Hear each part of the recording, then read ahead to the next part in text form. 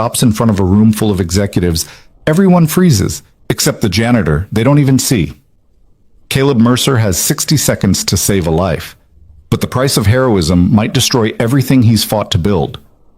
One act of courage, one frozen moment, one choice that will tear apart a corporation and expose the brutal truth about who gets believed and who gets erased.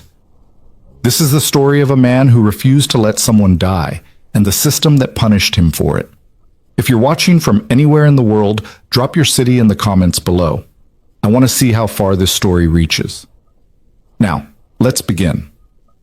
The Philadelphia skyline burned gold through the floor-to-ceiling windows of the Ashford Industries executive boardroom on the 42nd floor, but Caleb Mercer barely had time to notice. His cleaning cart squeaked against the polished marble as he moved methodically along the hallway outside, the sound a familiar rhythm in the silence of the late evening.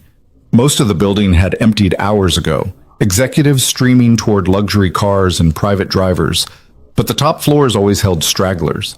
People who live for the next deal, the next presentation, the next moment to prove they belonged in rooms where decisions worth millions happened between sips of imported water. Caleb didn't belong in those rooms. He knew that. Everyone knew that. His navy blue uniform with the Ashford Industries cleaning contractor logo said it plainly. You are here to make things clean, not to be seen, and that suited him just fine. He'd learned a long time ago that being invisible had its advantages. It meant fewer questions about his past, fewer judgments about his choices, fewer people who could hurt what mattered most. What mattered most was currently at home with Mrs. Lorna Pike, their neighbor in the cramped apartment building on the edge of Kensington. Sadie Mercer, age 7, with her father's dark eyes and her mother's stubbornness, though Caleb tried not to think about that second part too much.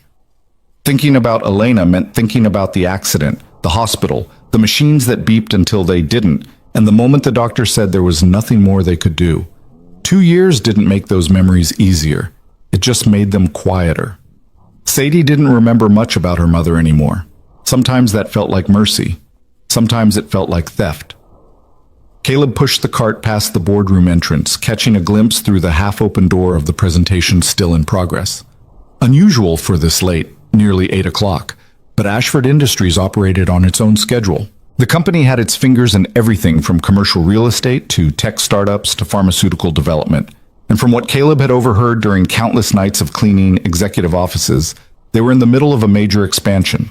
New buildings, new acquisitions, new territories to conquer. He recognized a few faces through the doorway. Grant Hollowell, the CFO, stood near the head of the table with his arms crossed, his expression carved from granite. Hollowell had a reputation even among the cleaning staff, a man who treated every interaction as a negotiation and every person as either an asset or an obstacle. Beside him, Patricia Chen from legal reviewed something on her tablet, her face unreadable. Several other executives clustered around the presentation screen, their attention fixed on the woman at the front of the room. Vivian Ashford. Even from the hallway, she commanded space. Late 30s, sharp-featured, dressed in a charcoal suit that probably cost more than Caleb's rent for 3 months. Her dark hair was pulled back severely, and she moved through her slide deck with the precision of someone who'd been speaking to boardrooms since before she could legally drink. Which, given that she'd inherited Ashford Industries at 24 after her father's sudden death, wasn't far from the truth. Caleb had seen her exactly 3 times in his 18 months working for the cleaning contractor. Once stepping out of an elevator, phone pressed to her ear, not even registering his existence as he held the door. Once in the lobby, surrounded by assistants, moving through the space like water around stones. And once late at night, standing alone in her office on the 43rd floor, staring out at the city with an expression Caleb couldn't quite read. He'd backed away quietly that time, not wanting to intrude on whatever private moment she was having. Now she was mid-sentence, gesturing toward a graph that showed projected revenue growth, when something changed. It was subtle at first, a slight hitch in her speech, a hand moving to her chest. Caleb, about to continue down the hallway, paused. Something about the movement caught his attention, the way she touched her sternum, the way her other hand gripped the edge of the podium. As you can see, Vivian continued, her voice slightly strained, the fourth quarter projections indicate a strong... She stopped. Her hand pressed harder against her chest. Her breathing had gone shallow. rapid. Caleb could see it even from the doorway, the way her shoulders rose and fell too quickly. Ms. Ashford. Patricia Chen stood, concern flashing across her professional mask. Are you all right? Vivian swayed. Her face had gone pale, a sheen of sweat visible across her forehead. I'm fine. Just need a moment. But she wasn't fine. Caleb knew that with sudden crystalline certainty. He'd seen this before, not personally, but in the community CPR course he'd taken at the rec center 6 months ago. The instructor, a retired EMT named Rodriguez, had drilled scenarios into them until Caleb could recite the warning signs in his sleep. Chest pain, sudden pallor, difficulty breathing. The body's desperate signals that something vital was failing. Vivian took a step back from the podium, her hand still pressed to her chest. The executives around the table watched with varying expressions, concern, confusion, irritation at the interruption. Grant Hollowell checked his watch. Should we call someone? One of the younger executives asked, his voice uncertain. Give her a moment, Hollowell said tersely. She's probably just... Vivian's legs gave out. She didn't fall dramatically. There was no cry, no theatrical collapse. One moment she was standing and the next her knees simply buckled, her body crumpling to the floor with a soft thud that somehow sounded louder than any scream could have been. For 3 seconds, nobody moved. Then chaos erupted. Oh my God! Someone call, what's happening? Don't touch her. Should we move her? The executives surged forward and backward simultaneously, some reaching toward Vivian's still form, others backing away as if proximity to the problem might make them responsible for solving it. Patricia Chen had her phone out, fingers hovering over the screen. Grant Hollowell stood frozen, his face cycling through expressions too quickly to read. Caleb dropped the handle of his cleaning cart and moved. He didn't think about whether he should. Didn't consider the unspoken rules about spaces he wasn't supposed to occupy, conversations he wasn't supposed to join, emergencies he wasn't qualified to handle. He thought about Rodriguez demonstrating chest compressions on the plastic dummy. He thought about the way the instructor had looked each of them in the eye and said, when someone stops breathing, you have 4 to 6 minutes before brain damage becomes inevitable. If you know CPR and you do nothing, you have to live with that choice forever. Caleb couldn't live with that choice. He pushed through the boardroom door, past executives who barely registered his presence, and dropped to his knees beside Vivian Ashford's motionless body. Up close, it was worse. Her lips had taken on a bluish tint, her chest wasn't moving, and when Caleb pressed his fingers to her neck searching for a pulse, he felt nothing. Nothing but the smooth coolness of skin and the absence of the rhythm that meant life. Hey! Grant Hollowell's voice cut through the chaos. What the hell do you think you're doing? Caleb ignored him. He tilted Vivian's head back slightly, checking her airway, then positioned his hands on her sternum exactly the way Rodriguez had taught. Heel of one hand in the center of the chest, other hand on top, fingers interlaced, elbows locked. Someone call 911, Caleb said, his voice steady despite the adrenaline flooding his system. Tell them we have an unresponsive patient, no pulse, CPR in progress. You can't just... Hollowell started. Caleb began compressions, hard and fast. Rodriguez's voice echoed in his memory. At least 2 inches deep, at least 100 compressions per minute. You'll be exhausted after 2 minutes, but you keep going, because the alternative is you watch someone die. 1, 2, 3, 4. Caleb counted under his breath, keeping the rhythm. Vivian's body moved under his hands, her chest compressing and releasing, mechanical and wrong, but necessary. He could feel ribs flexing under his palms, could hear the awkward sound of air being forced in and out of lungs that had stopped working on their own. This is insane, someone said. He's a janitor. Has someone called an ambulance? Patricia Chen's voice, sharp and commanding, cut through the muttering. She had her phone pressed to her ear. Yes, 42nd floor, Ashford Industries. Woman in her late 30s, cardiac arrest, CPR in progress. How long? Unknown. Caleb reached 30 compressions and shifted position, tilting Vivian's head back, lifting her chin, pinching her nose shut. He took a breath and sealed his mouth over hers, breathing out, watching her chest rise.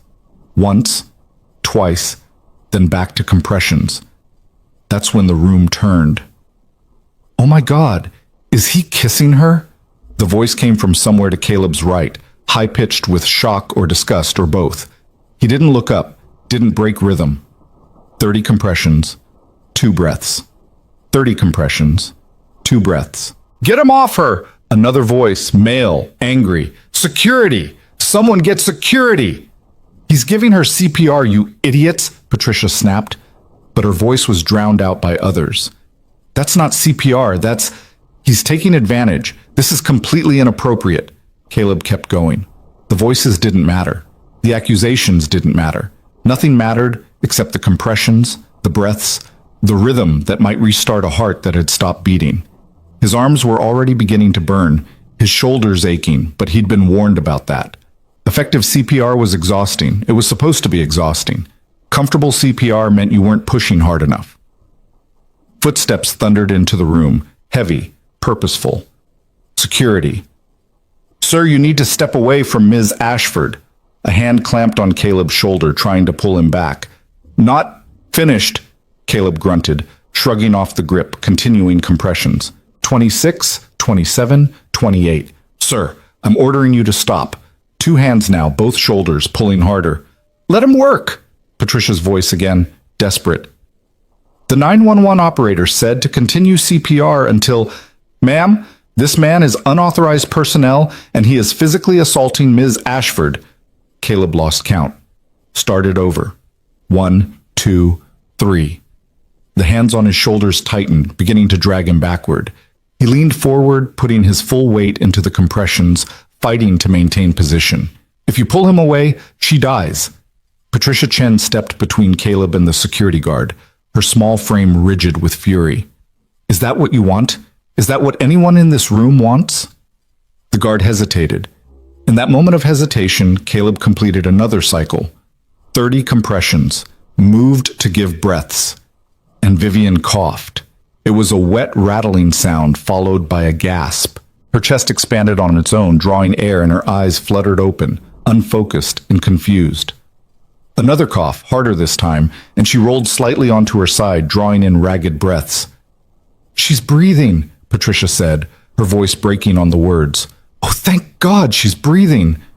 Caleb sat back on his heels, his hands shaking, his uniform soaked with sweat. Relief flooded through him so intensely it felt like its own kind of shock. Vivian's eyes moved, trying to focus, her hand coming up to her chest. She was breathing, conscious, alive. The security guard's hands were still on Caleb's shoulders, but the pressure had changed, no longer pulling, just holding. Everyone in the room seemed frozen, watching Vivian gasp and cough and slowly return to consciousness. Then Grant Hollowell spoke. Get him out of here. Caleb's head snapped up. Hollowell stood over them, his face twisted with something that looked less like relief and more like disgust. Sir? The security guard sounded confused. I said get him out of here. Hollowell gestured sharply toward Caleb. Remove him from this floor immediately, and someone get a blanket or something to cover Ms. Ashford. She's been exposed. Exposed? Patricia stared at him. He saved her life. He put his mouth on her without consent, Hollowell said coldly.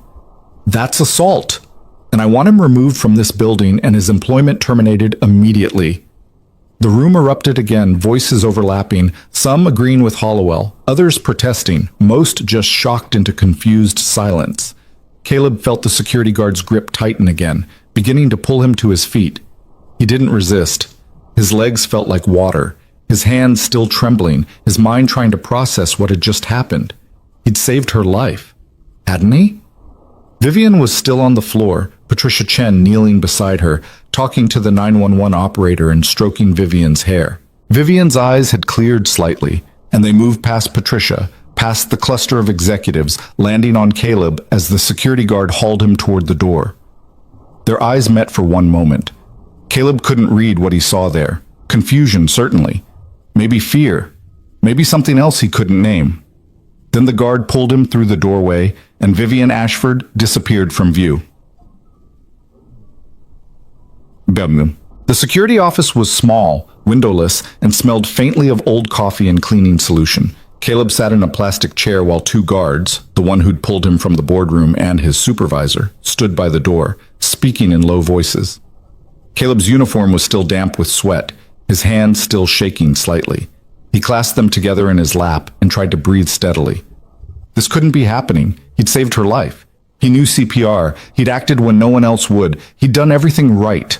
Rodriguez's training had been clear, precise, exactly the protocol for cardiac arrest. Vivian Ashford had stopped breathing. Her heart had stopped. And now she was alive. Because of him. So why did he feel like a criminal? The supervisor's radio crackled. He lifted it to his ear, listened, then nodded. Both guards turned toward Caleb. "Mr. Mercer," the supervisor said, his voice professionally neutral, "your contract supervisor has been notified. You're to gather your personal belongings and leave the building immediately. Your access badge will be deactivated effective now." "What?" Caleb stood, his legs suddenly steady again. "I haven't done anything wrong. That woman was dying."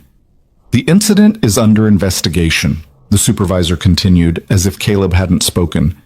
"You'll be contacted by your contract company regarding your employment status. Until then, you are not to return to this building or any Ashford Industries property. Is that clear?" "This is insane." Caleb's voice came out harder than he intended. "I performed CPR. That's not assault. That's emergency medical care. There are laws." "Mr. Mercer." The supervisor's expression didn't change, but something in his eyes softened fractionally. "I'm just following orders. The best thing you can do right now is cooperate. Gather your things. Go home. Let the lawyer sort it out." Caleb wanted to argue, wanted to demand to speak to someone with actual authority, someone who could explain how saving a life had turned into a crime. But he'd learned a long time ago that arguing with security guards and cops and anyone else with a uniform and a set of rules never worked out well for people like him. People who cleaned floors and lived in Kensington and had histories that could be weaponized the moment someone decided to look. So he nodded. They escorted him to his locker in the basement, watched as he collected his jacket and his battered backpack, then walked him to the employee exit. The night air hit him like cold water, and for a moment Caleb just stood on the sidewalk, staring at the gleaming Ashford Industries tower rising into the dark sky above him. Somewhere up there, Vivian Ashford was probably being loaded into an ambulance, being cared for by professionals with credentials and authority and the right to touch her without permission. She would recover, most likely, go back to her corner office and her presentations and her world that existed 42 floors above the people who cleaned it. And Caleb would go back to Kensington, to the apartment where Sadie was probably already asleep, where Mrs. Pike would want to know why he was home early. He'd have to explain that he'd lost his job. Again. Would have to figure out how to pay rent with the last of their savings. Would have to face his daughter and explain why Daddy couldn't keep work, why they might have to move again, why the world kept treating them like they didn't deserve stability. His phone buzzed in his pocket. A text from Mrs. Pike. "Sadie's asleep. Take your time. Everything okay?" Caleb typed back. "On my way home. Long story." He started walking toward the subway station, his legs moving on autopilot while his mind spun. Maybe it would be fine. Maybe once everything got sorted out, once someone reviewed what actually happened, they'd realize he'd done the right thing. Maybe Patricia Chen, who'd defended him, would speak up. Maybe Vivian Ashford herself would explain that he'd saved her life. Maybe. But Caleb had learned not to count on maybe. Maybe was for people with resources and connections and the benefit of the doubt. People like him got certainty, the certainty that when you ended up in a room where you didn't belong, touching someone you had no business touching, the system would find a way to make you pay for it. The subway platform was nearly empty at this hour. Caleb leaned against a pillar and closed his eyes, trying to will away the image of Vivian Ashford's blue lips, her chest not moving, the terrible stillness of death arriving in a room full of people who were too shocked or too scared to do anything about it. He'd done the right thing. He knew he'd done the right thing. He just hoped that would be enough. Caleb's apartment in Kensington occupied the second floor of a narrow brick building that had seen better decades. The stairs creaked under his weight, and the hallway always smelled faintly of Mrs. Pike's cooking from next door. Tonight it was something with onions and garlic that made Caleb's stomach remind him he'd skipped dinner.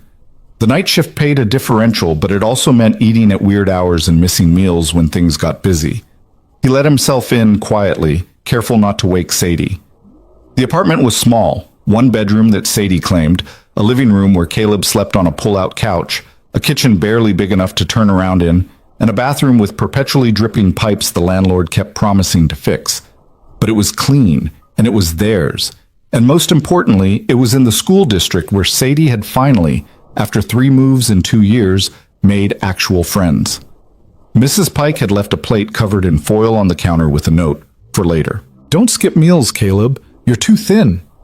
He smiled despite everything and peeked under the foil. Chicken and rice and green beans still warm. Mrs. Pike, 73 and widowed for a decade, had appointed herself Sadie's surrogate grandmother and Caleb's surrogate mother within a week of them moving in. She watched Sadie during Caleb's night shifts, refused to take payment beyond occasional help with her groceries, and had opinions about everything from Caleb's eating habits to Sadie's bedtime. She was, in short, a lifeline. Caleb ate standing at the counter, too wound up to sit, replaying the evening over and over. Had he done something wrong? He ran through the CPR steps again in his mind. Check for responsiveness. Call 911. Check for pulse and breathing. If no pulse and no breathing, begin compressions. 30 compressions, 2 breaths.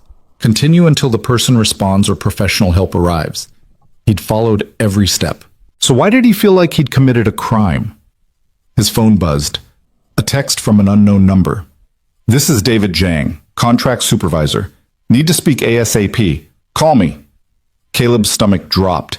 He glanced toward Sadie's bedroom, door still closed, no sound, then stepped into the bathroom and closed the door before dialing. Jang picked up on the first ring. "Caleb? Thanks for calling back." Jang's voice was carefully neutral, the tone of someone delivering bad news professionally. "I'm sure you can guess why I'm calling." "The Ashford thing," Caleb said. "Yeah, the Ashford thing." A long exhale. "Look, I'm going to be straight with you. They want you gone. Not just from that building, from the entire contract. And they're putting pressure on us to terminate your employment completely. For saving someone's life." Zhang paused.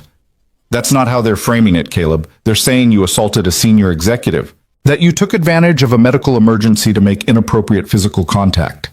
Caleb's grip on the phone tightened. "That's not what happened.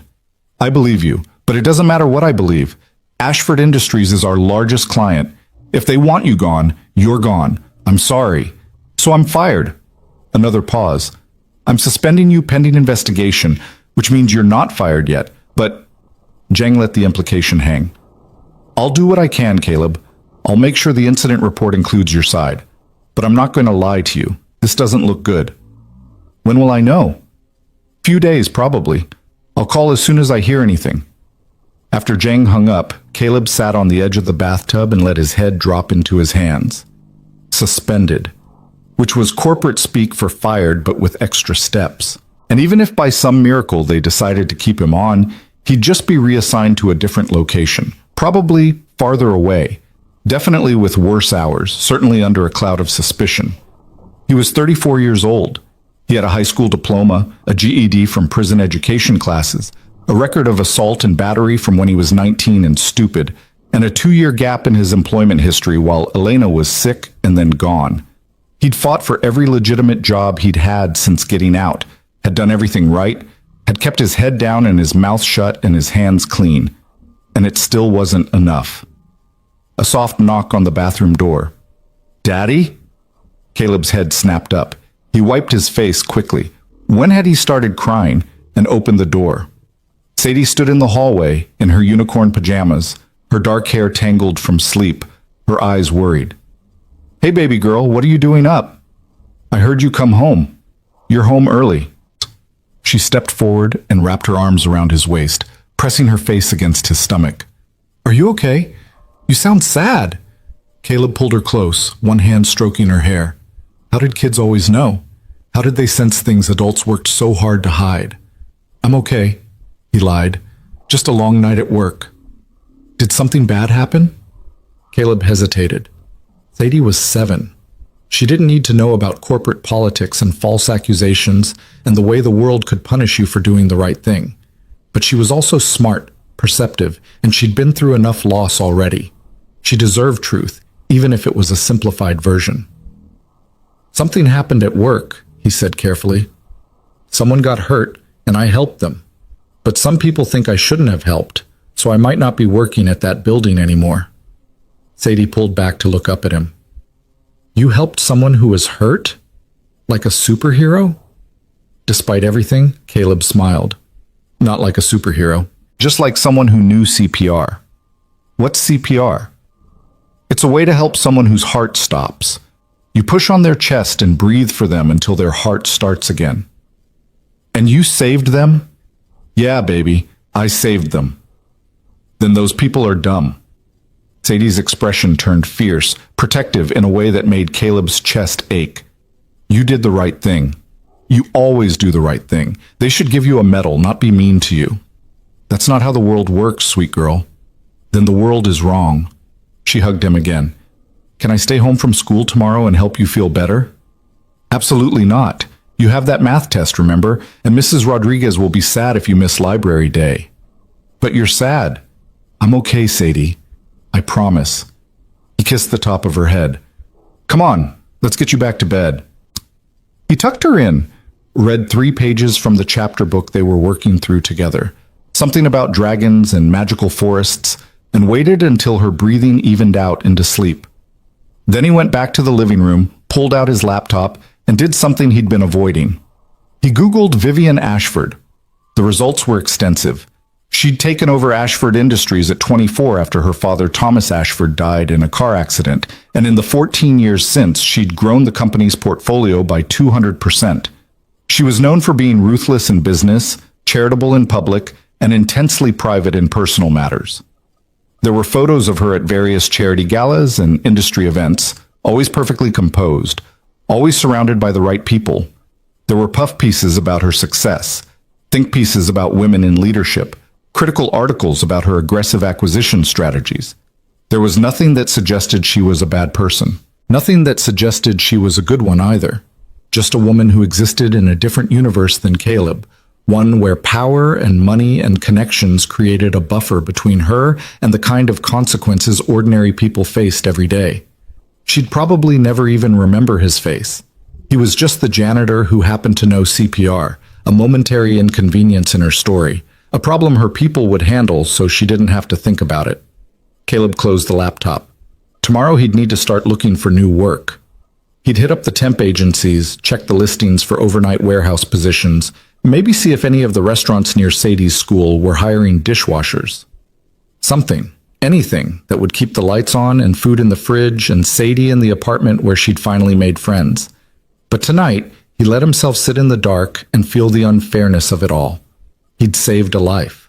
He'd done exactly what he'd been trained to do, what every CPR instructor said you should do, what any decent human being would do when confronted with another human being dying right in front of them. And the reward was losing everything. Again. 3 days after the incident, Caleb's phone was silent. No call from David John. No update on the investigation. No word on when or if he'd be cleared to return to work. The money in his checking account continued its steady decline toward zero, and the rent, due in 9 days, loomed larger every time he looked at his bank balance. He'd applied to 17 jobs. 3 had rejected him outright. 14 hadn't responded. Sadie asked him twice more about what happened, and each time he gave her the same simplified version. He'd helped someone. Some people didn't understand. It would work out. She seemed to accept this, or at least she stopped asking, which wasn't quite the same thing. Mrs. Pike asked once, her eyes sharp with concern, and when Caleb gave her the abbreviated story, she'd pursed her lips and muttered something in Korean that he suspected was very unflattering toward his former employers. On the 3rd day, Mrs. Pike knocked on his door at 10 in the morning with her phone in hand and an expression that made Caleb's stomach drop before she even spoke. "Caleb," she said, "you need to see this." She turned the phone toward him. A video was playing, shaky phone camera footage of the Ashford Industries boardroom, clearly taken by someone who'd been in the room that night. The angle was weird, shot from near the conference table, but it showed enough. It showed Caleb on his knees beside Vivian Ashford's still form. It showed him performing chest compressions. It showed him tilting her head back, pinching her nose, and placing his mouth over hers to give rescue breaths. But the caption made everything worse. Janitor caught kissing unconscious CEO Ashford Industries security. Investigating disturbing incident. The video had been posted to a local news blog. It had already been shared 400 times. Caleb took misses. Pike's phone with numb fingers and scrolled through the comments. This is assault. Fire him immediately. Taking advantage of someone helpless is disgusting. This is why we need better background checks. Typical. Give these people an inch and they take a mile. What was he even doing in an executive boardroom? There were a few defenders, people pointing out that it was clearly CPR, that the man had saved her life, but they were drowned out by the torrent of judgment and disgust. Someone had identified the cleaning company.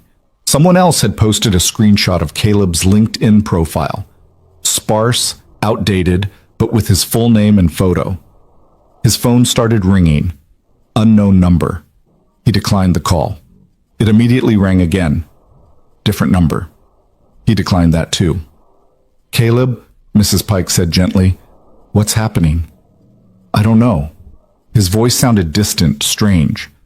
"I did CPR, that's all. I just did CPR." The phone rang again. This time he answered. "Is this Caleb Mercer?" A woman's voice, bright and eager. "Who is this?"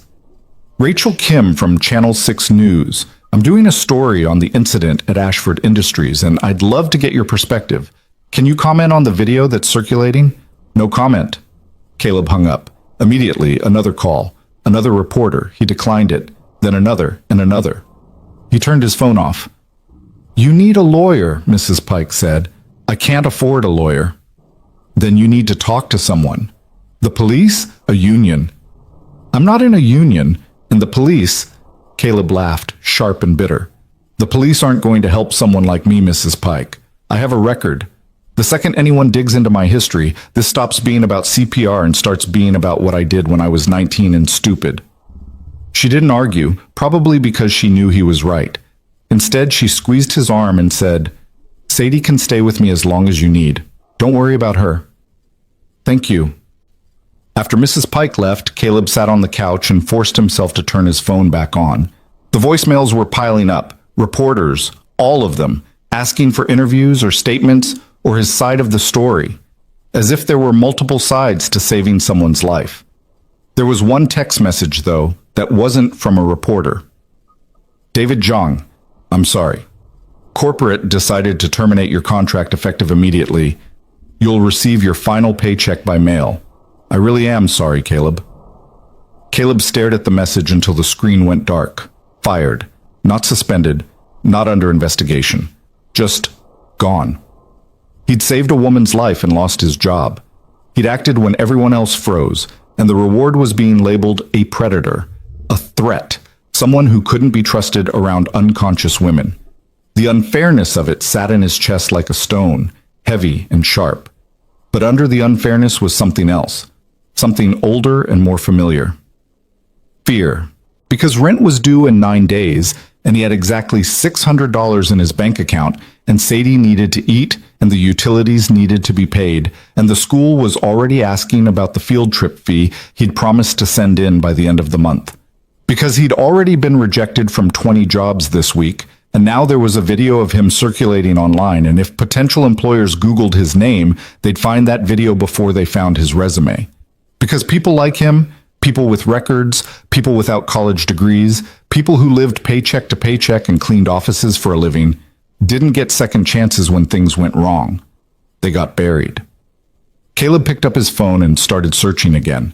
Job listings, anything. Warehouse work, retail, fast food. He'd take anything at this point. But first, he had to pick Sadie up from school in 3 hours. He had to smile and ask about her day and pretend everything was fine. He had to be her father first, her provider second, and his own person somewhere distant third. He could fall apart later.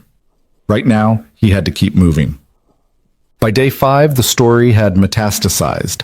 What started as a local news blog post had been picked up by larger outlets. Philadelphia Inquirer ran a story. Questions raised over incident at Ashford Industries. Philadelphia Magazine published an opinion piece. When help crosses the line, the complicated ethics of workplace emergency response. A local TV station did a 3-minute segment featuring Grant Hollowell, professional, grave, speaking in careful corporate-approved language about ongoing internal review and commitment to employee safety. Vivian Ashford wasn't mentioned by name in most stories, protected by HIPAA and corporate lawyers. But everyone knew who the CEO was, and everyone had an opinion about what Caleb should or shouldn't have done. The worst part was the job applications. Caleb had expanded his search radius, was applying to places as far as an hour away by public transit. But now when potential employers Googled his name, and they all Googled names, they found the video, the articles, the speculation. 3 places that had initially contacted him for interviews suddenly stopped responding. One sent a terse email. "We've decided to move forward with other candidates." Caleb kept applying anyway. What else could he do? Sadie's school had started sending reminder emails about unpaid lunch fees. The electricity bill sat on the counter, bright red final notice stamped across the top. Mrs. Pike had quietly left groceries by his door twice, things she claimed she'd overpurchased and couldn't use before they went bad. He knew she was lying. He accepted them anyway because Sadie needed to eat. The shame of it was almost worse than the fear. On day 6, Caleb woke up feeling wrong. His head ached, his body felt too hot and too cold simultaneously, and when he tried to get up to check on Sadie, the room tilted sideways. He made it to her bedroom door and found her already dressed, reading on her bed. "Morning, baby girl," he managed. She looked up, and her face immediately creased with worry. "Daddy, you look sick." "I'm fine, just tired. Let's get you breakfast." But in the kitchen, making toast felt like an impossible task. His hands shook. The light from the window stabbed into his eyes. He managed to get food in front of Sadie and sat across from her, trying to look normal, trying to be present. "Are you sure you're okay?" Sadie asked. "Yeah, just need coffee." After he walked Sadie to school, moving slowly, breathing carefully, he came back to the apartment and collapsed on the couch, just for a minute, just to rest his eyes. He woke up 5 hours later, disoriented and feverish. The clock said it was past 1 in the afternoon. He'd missed... What had he missed? He checked his phone. 2 missed calls from numbers he didn't recognize, more voicemails from reporters, and 1 text from Sadie's school. Reminder: early dismissal today at 2:15 p.m. Early dismissal. He'd forgotten. He had 45 minutes to get there. Caleb pulled himself upright, and the room spun. Fever. Definitely fever. When had he last eaten? Yesterday? The day before? Time had started blurring, hours and days smearing together. He made it to the bathroom, splashed cold water on his face, and studied his reflection. He looked awful, eyes sunken, skin pale, dark circles that could have been bruises. When had he started looking like this? The walk to Sadie's school took twice as long as usual. His legs felt like they belonged to someone else, and he had to stop twice to lean against buildings until the dizziness passed. But he made it. He stood with the other parents in the pickup area and waited for Sadie to emerge. When she did, her face brightened momentarily before concern took over. She ran to him and grabbed his hand. "Daddy, you're really hot." "I'm okay." "You're not okay. You have a fever. We learned about fevers in health class. You need to go to the doctor." "Can't afford the doctor right now, baby. I just need to rest." They walked home slowly. Sadie chattered about her day, something about a science project, something about her friend Emma getting in trouble for talking during quiet reading, but Caleb could barely track the words. Everything sounded distant, like he was underwater. At the apartment, he collapsed on the couch again. Sadie brought him water and made herself a snack, crackers with peanut butter, which she was allowed to make on her own. She curled up next to him with a book. "I'm taking care of you now," she announced. Caleb wanted to protest, wanted to say that it wasn't her job to take care of him, that he was the parent and she was the child. But he couldn't find the energy, so he just pulled her close and closed his eyes. He woke up in darkness. His phone said it was 3 in the morning. Sadie was asleep beside him, her small body warm against his side. Someone had covered them both with a blanket. Mrs. Pike, probably, letting herself in with the spare key they'd given her. Caleb tried to get up and immediately regretted it. The fever had gotten worse. Or maybe it had always been this bad, and he'd just been ignoring it. His whole body ached, his throat felt like sandpaper, and when he tried to remember the last time he'd eaten a full meal, he couldn't. He made it to the kitchen, drank water directly from the tap, and checked the fridge. Nearly empty. Milk that was a day past its expiration. Some of Mrs. Pike's leftovers. A few slices of cheese. Half a loaf of bread. Not enough. Never enough. Caleb's phone buzzed. A text from David Jang. Saw the news stories. "I'm really sorry, man. If there's anything I can do to help." There wasn't. Unless Zhang had a time machine or a spare $10,000 or a way to make the entire internet forget the last week had happened, there was nothing anyone could do to help. Caleb went back to the couch and lay down. Sadie stirred, mumbled something incoherent, then settled back into sleep. He watched her breathe, even, peaceful, trusting that when she woke up, her father would still be there, still taking care of things, still keeping their small world from falling apart. He couldn't let her down. Whatever happened, he couldn't let her down. But as the fever burned through him and the darkness pressed in from all sides, Caleb felt the edges of that promise starting to fray. He was one person, one broke, sick, desperate person trying to hold together a life that had been fragile to begin with. How much more could he take before everything finally, completely broke? He closed his eyes and tried not to think about the answer. Because the answer, he suspected, was not much more. The fever didn't break. If anything, it dug deeper, settling into Caleb's bones like winter cold that no amount of blankets could chase away. By day 7, he'd stopped trying to pretend he was functional. He'd wake up disoriented, his sheets soaked with sweat, and have to remind himself where he was and why everything hurt. Sadie had become disturbingly competent at taking care of herself. She made her own breakfast, cereal and milk, carefully measured. She got herself dressed for school, checked her homework, packed her backpack. She'd stand by the couch where Caleb had more or less taken up permanent residence and touch his forehead with her small hand, her face grave. "You're still hot, Daddy." "I know, baby. I'll be okay." "You need medicine." Can't take medicine on an empty stomach. Which was true, and also a convenient excuse for why he wasn't taking the ibuprofen that might have helped. Because his stomach had been mostly empty for 3 days now, and the thought of food made his nausea worse. Mrs. Pike came by twice a day, morning and evening, bringing soup that Caleb tried to eat and mostly couldn't, checking on both of them with increasing concern written across her weathered features. On day 8, she sat down across from him and spoke in the no-nonsense tone that meant she wasn't asking. "Caleb, you need to see a doctor." "Can't afford it." "Then you go to the emergency room. They have to treat you." "And then I get a bill for $2,000 that I definitely can't afford." Caleb's voice came out rougher than he intended. "I just need to rest. It'll pass." "You're getting worse, not better. And Sadie," Mrs. Pike's voice softened. "Caleb, she's scared. She won't say it, but I can see it. She thinks you're dying." The words hit harder than they should have. Caleb closed his eyes, fighting against the shame and helplessness that threatened to overwhelm him. "I'm not dying. It's just a virus or something. My immune system's shot because I haven't been eating right, and I'm stressed, and—" He stopped. Making excuses didn't change anything. "Let me call someone," Mrs. Pike said. "My nephew is a doctor. He might—" "No." Caleb forced himself to sit up, even though the movement made the room tilt. "I appreciate it, Mrs. Pike, really, but I just need to sleep it off. I'll be fine in a few days." He could see she didn't believe him. He didn't believe himself. But what choice did he have?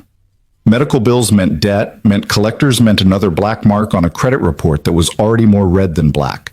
And if he ended up hospitalized, who would take care of Sadie? Mrs. Pike was wonderful, but she was 73 with arthritis and her own health problems. She couldn't take on a 7-year-old full-time. After Mrs. Pike left, Caleb tried to pull himself together. He made it to the bathroom, splashed water on his face, studied his reflection. He looked like a corpse. Skin waxy and gray, eyes unfocused, lips cracked from dehydration. When had this happened?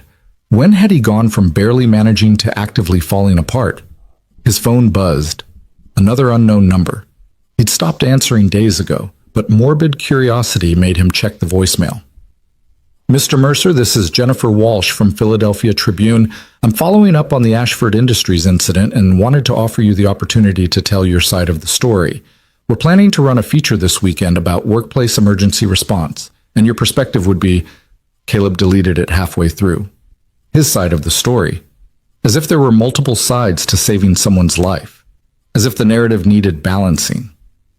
He stumbled back to the couch and pulled out his laptop, opening it with shaking hands. Maybe there was something he'd missed, some job listing he'd overlooked, some opportunity that didn't require Googling his name. The search results for Caleb Mercer Philadelphia had gotten worse. The video was everywhere now, reposted, commented on, dissected. Someone had created a Reddit thread titled "Janitor Saves CEO" or "Assaults Her, You Decide," with hundreds of comments arguing both sides. Someone else had found his criminal record and posted screenshots. Assault and battery, age 19, sentenced to 18 months. The context: defending his girlfriend from her abusive ex, taking things too far, spending a year and a half learning that the justice system didn't care about context, was absent. Just the conviction.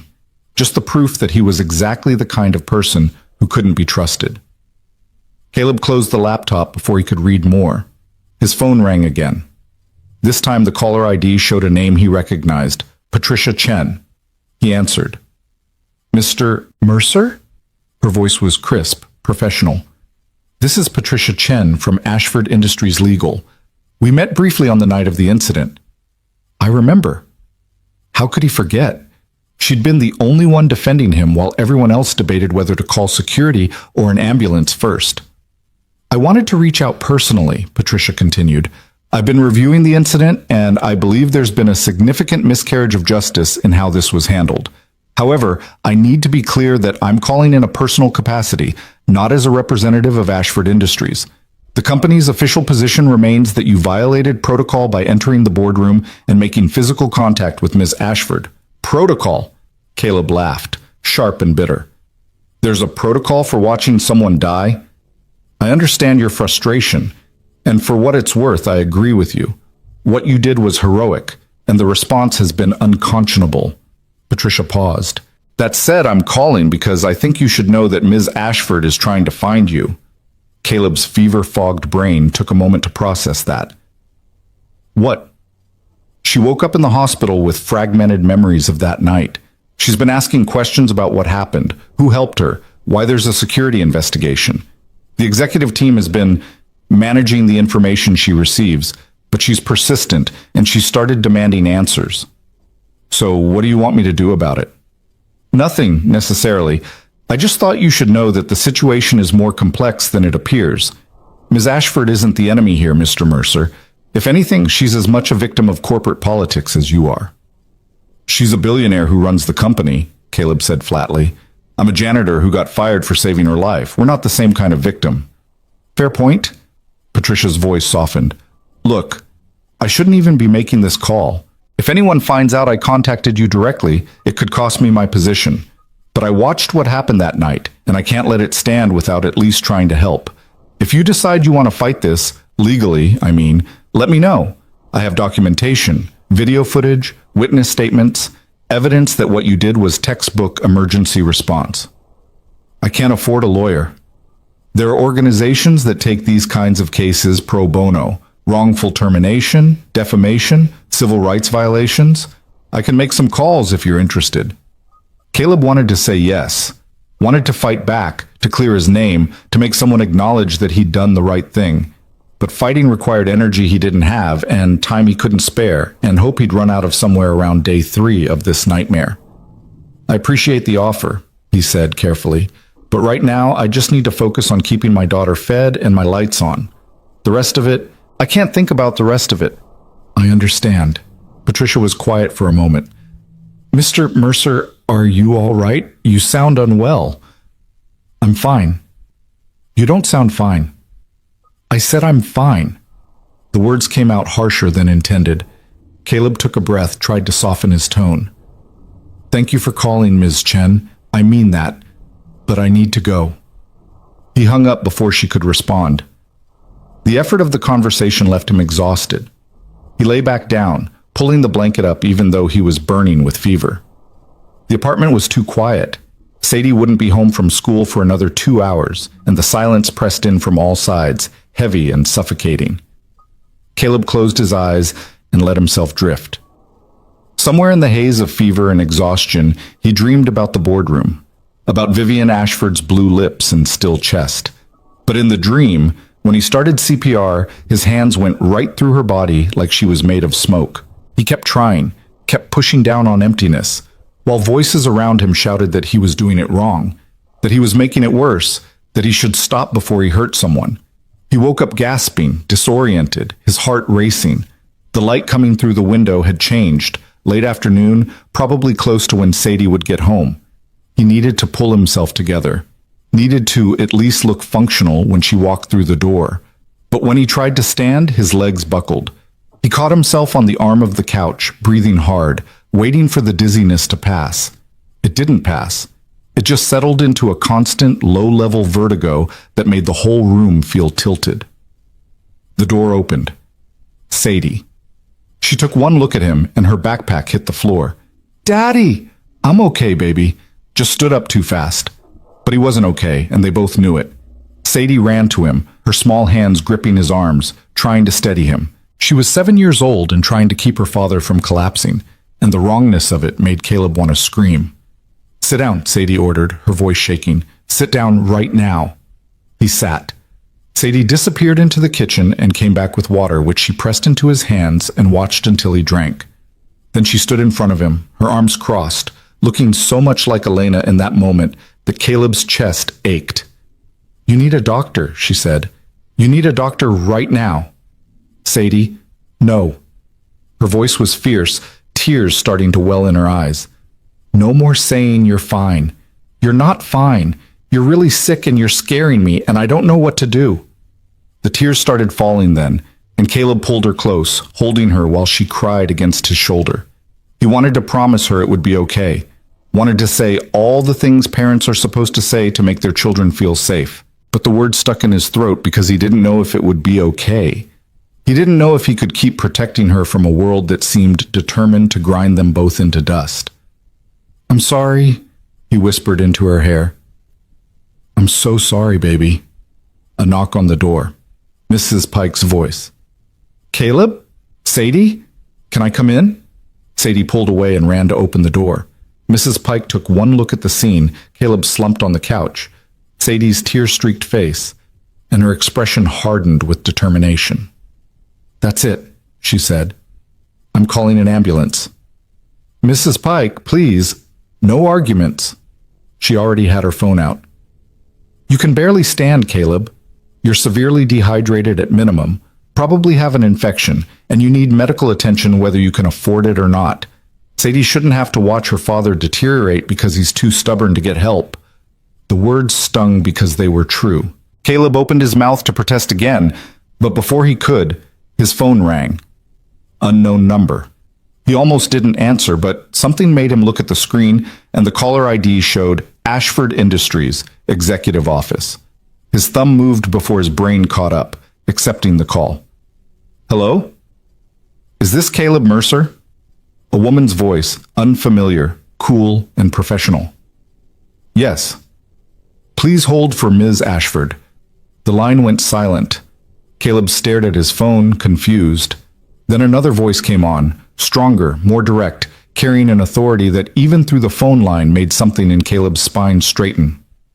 "Mr. Mercer, this is Vivian Ashford." For a moment, Caleb couldn't speak. The woman whose life he'd saved, the woman whose company had destroyed him, the woman who existed in a completely different universe than the one where he was currently sitting in a cramped apartment trying not to pass out in front of his terrified daughter. "I'm here," he managed. "I've been trying to reach you for 3 days," Vivian said. Her voice was clipped, precise, but underneath Caleb heard something else. Urgency, maybe, or anger. "I only just obtained your contact information this afternoon after considerable effort. The people around me have been remarkably resistant to connecting us. Ms. Ashford, I don't think we should be talking. Your lawyers can go to hell." The words came out sharp enough to cut. "Mr. Mercer, I've spent the last week piecing together what happened the night I collapsed. I've reviewed security footage. I've read incident reports. I've spoken with witnesses. And I've discovered that while I was unconscious in a hospital bed, my company systematically destroyed the reputation and livelihood of the only person in that boardroom who had the courage and competence to save my life. Caleb's hand tightened on the phone. Why are you calling me? Because I want to fix this. Because what was done to you is unconscionable, and I won't allow it to stand. She paused. Mr. Mercer, are you still there? I'm here. His voice sounded distant to his own ears. The room was tilting again, and he could see Mrs. Pike watching him with concern while Sadie hovered nearby. I'd like to meet with you, Vivian continued. Tomorrow, if possible. My office, or somewhere neutral if you'd prefer. I want to hear your account of what happened, and I want to discuss how to make this right. I don't... Caleb stopped, started again. Ms. Ashford, I appreciate the call, but I can't meet tomorrow. I'm not well. Not well how? It doesn't matter. Mr. Mercer. Her tone shifted, becoming somehow both softer and more commanding. I've been where you are. Not financially, I'll grant you that. But I know what it's like to have your world collapse while everyone around you moves on like nothing happened. I know what it's like to feel like you're drowning and no one's throwing you a line. So please, tell me what's wrong. Maybe it was the fever, maybe it was the exhaustion. Maybe it was just that Caleb had reached the point where he had nothing left to lose. Whatever the reason, the truth came spilling out. I haven't been able to keep food down in 3 days. I have a fever that won't break. I'm too dizzy to stand for more than a few minutes at a time. I have $600 to my name, rent due in 2 days, and I can't get a job because when people Google my name, they find a video of me supposedly assaulting you. So no, Ms. Ashford, I can't meet tomorrow. I can barely make it to the bathroom. Silence on the other end of the line. Caleb waited for her to make excuses and hang up, to retreat back to her world where problems could be solved by throwing money or lawyers at them. Instead, she said, "What's your address?" "What?"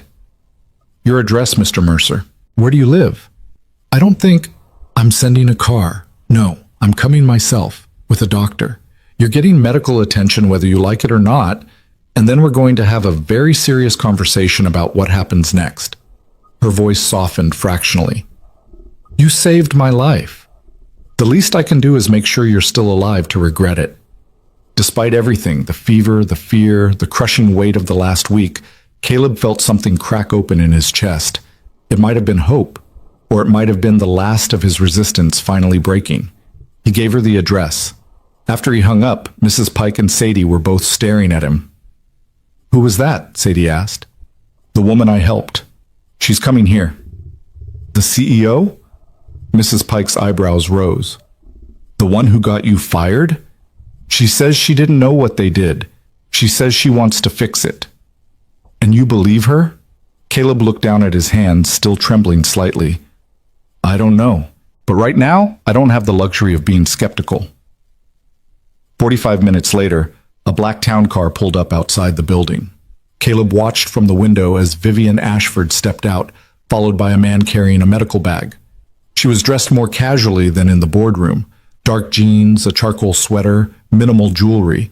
But she still carried herself like someone used to walking into rooms and having them rearrange themselves around her presence. Mrs. Pike answered the door. Caleb heard low voices in the hallway.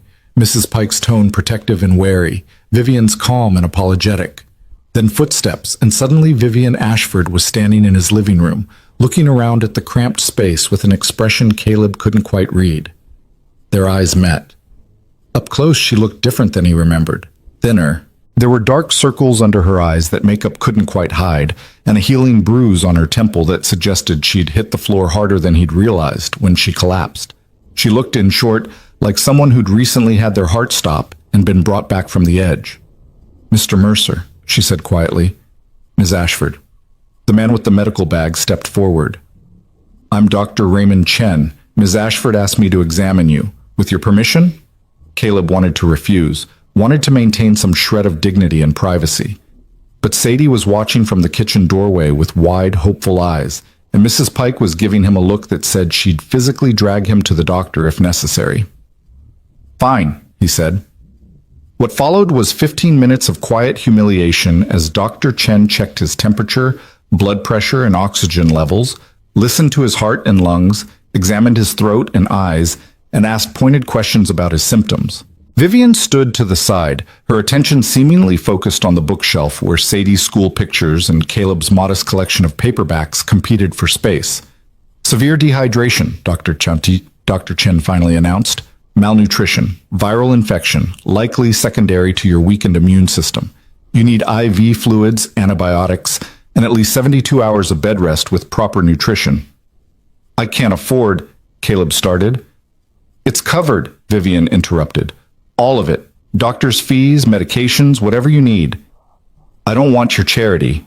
She turned to face him fully, and something in her expression made Caleb's protest die in his throat. This isn't charity, Mr. Mercer. This is me preventing the man who saved my life from dying because my company's negligence and cruelty put him in an impossible situation. So you're going to accept the help? You're going to get better? And then we're going to have a conversation about how to burn down the system that did this to you. Are we clear? There was steel in her voice, and underneath it, something else. Something that looked like guilt. Caleb nodded. Dr. Chen set up an IV, the needle sliding into Caleb's arm with practiced ease. Cool saline began flowing into his veins, and within minutes he could feel the difference, the fog in his head clearing slightly, his heart rate steadying. It was remarkable how quickly the body responded to getting what it actually needed. Sadie crept closer, watching the IV bag with fascination. Is my daddy going to be okay? Dr. Chen smiled at her. He's going to be fine. He just needs rest and fluids. Can you make sure he drinks lots of water over the next few days? I can do that. Sadie's voice was fierce with determination. I'm good at taking care of him. I can see that, Vivian said softly. She'd moved closer, and now she crouched down to Sadie's eye level. You must be very brave. Sadie studied her with the frank assessment only children can manage. You're the lady my daddy saved. I am. He got in trouble for saving you. That wasn't fair. No, Vivian agreed. It wasn't fair at all. And I'm going to fix it. How? I'm still working that out. But I promise you, your father is never going to be in trouble for doing the right thing again. Not if I have anything to say about it. Sadie seemed to consider this, then nodded. Okay. But he still needs to rest. He's been really sick. I understand. And we won't stay long, I promise. Vivian stood and looked at Caleb. Mr. Mercer, I know this isn't the time for a lengthy conversation, but I need you to know that I've spent the last 3 days unraveling what my executive team did in my name, and I'm appalled. Grant Hollowell, our CFO, made the decision to terminate your employment without consulting me. He orchestrated the narrative that you were a threat rather than a hero, and he did it because... She stopped, her jaw tightening. He did it because in his worldview, someone like you doesn't get to touch someone like me without consequences, even if touching me saved my life.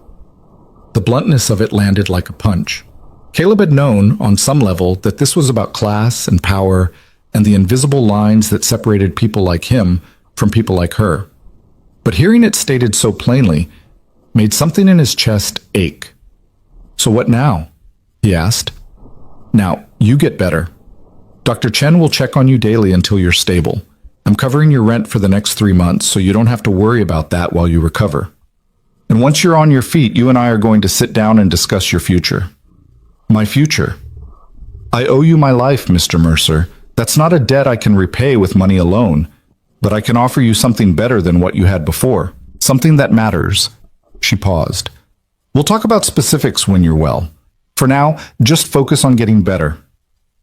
She moved toward the door, then stopped and turned back. Mr. Mercer? Thank you. I know that might sound inadequate given everything that's happened, but thank you for not letting me die, even knowing what it would cost you. Before Caleb could respond, she was gone, Dr. Chen following behind with promises to return the next day. The apartment felt strangely empty after they left.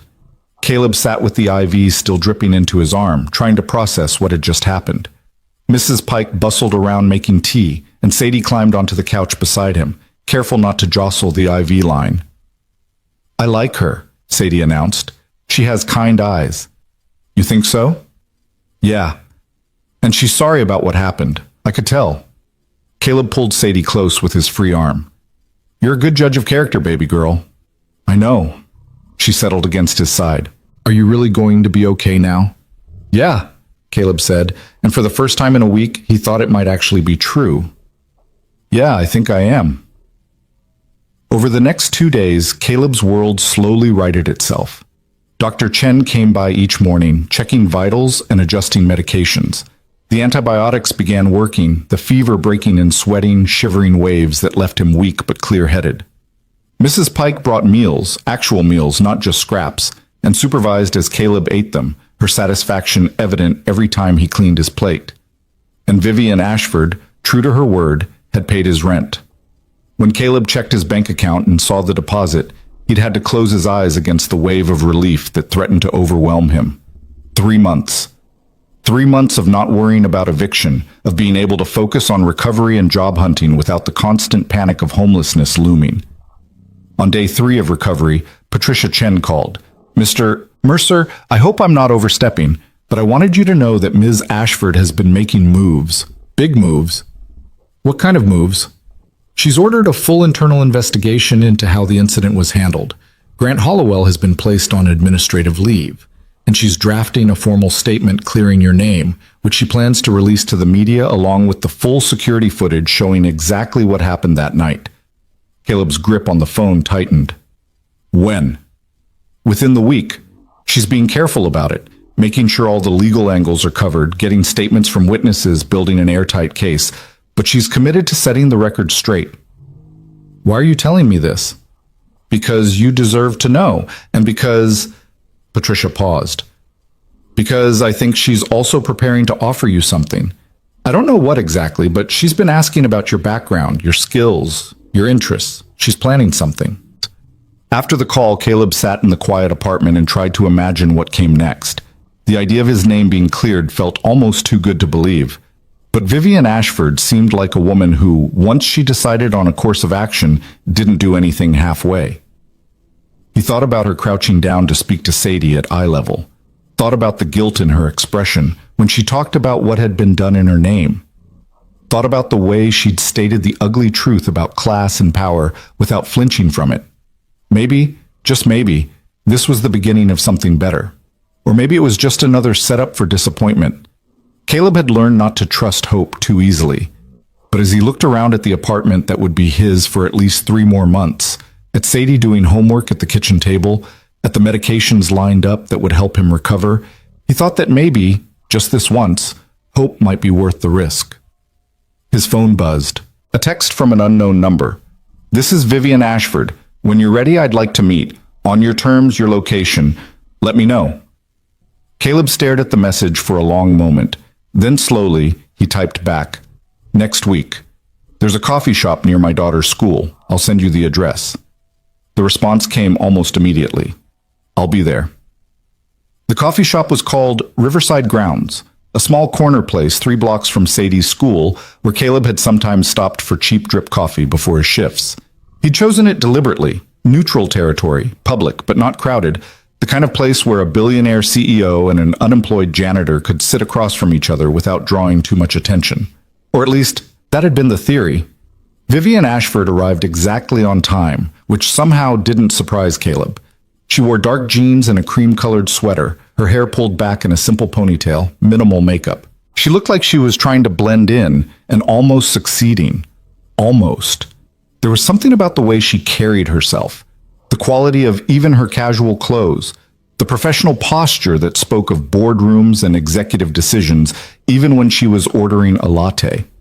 Caleb had arrived 15 minutes early, claimed a corner table, and nursed a black coffee while trying not to feel like he was about to interview for a job he didn't understand. He dressed in his best clothes, dark jeans without holes, a button-down shirt that Elena had bought him years ago, boots that were scuffed but clean.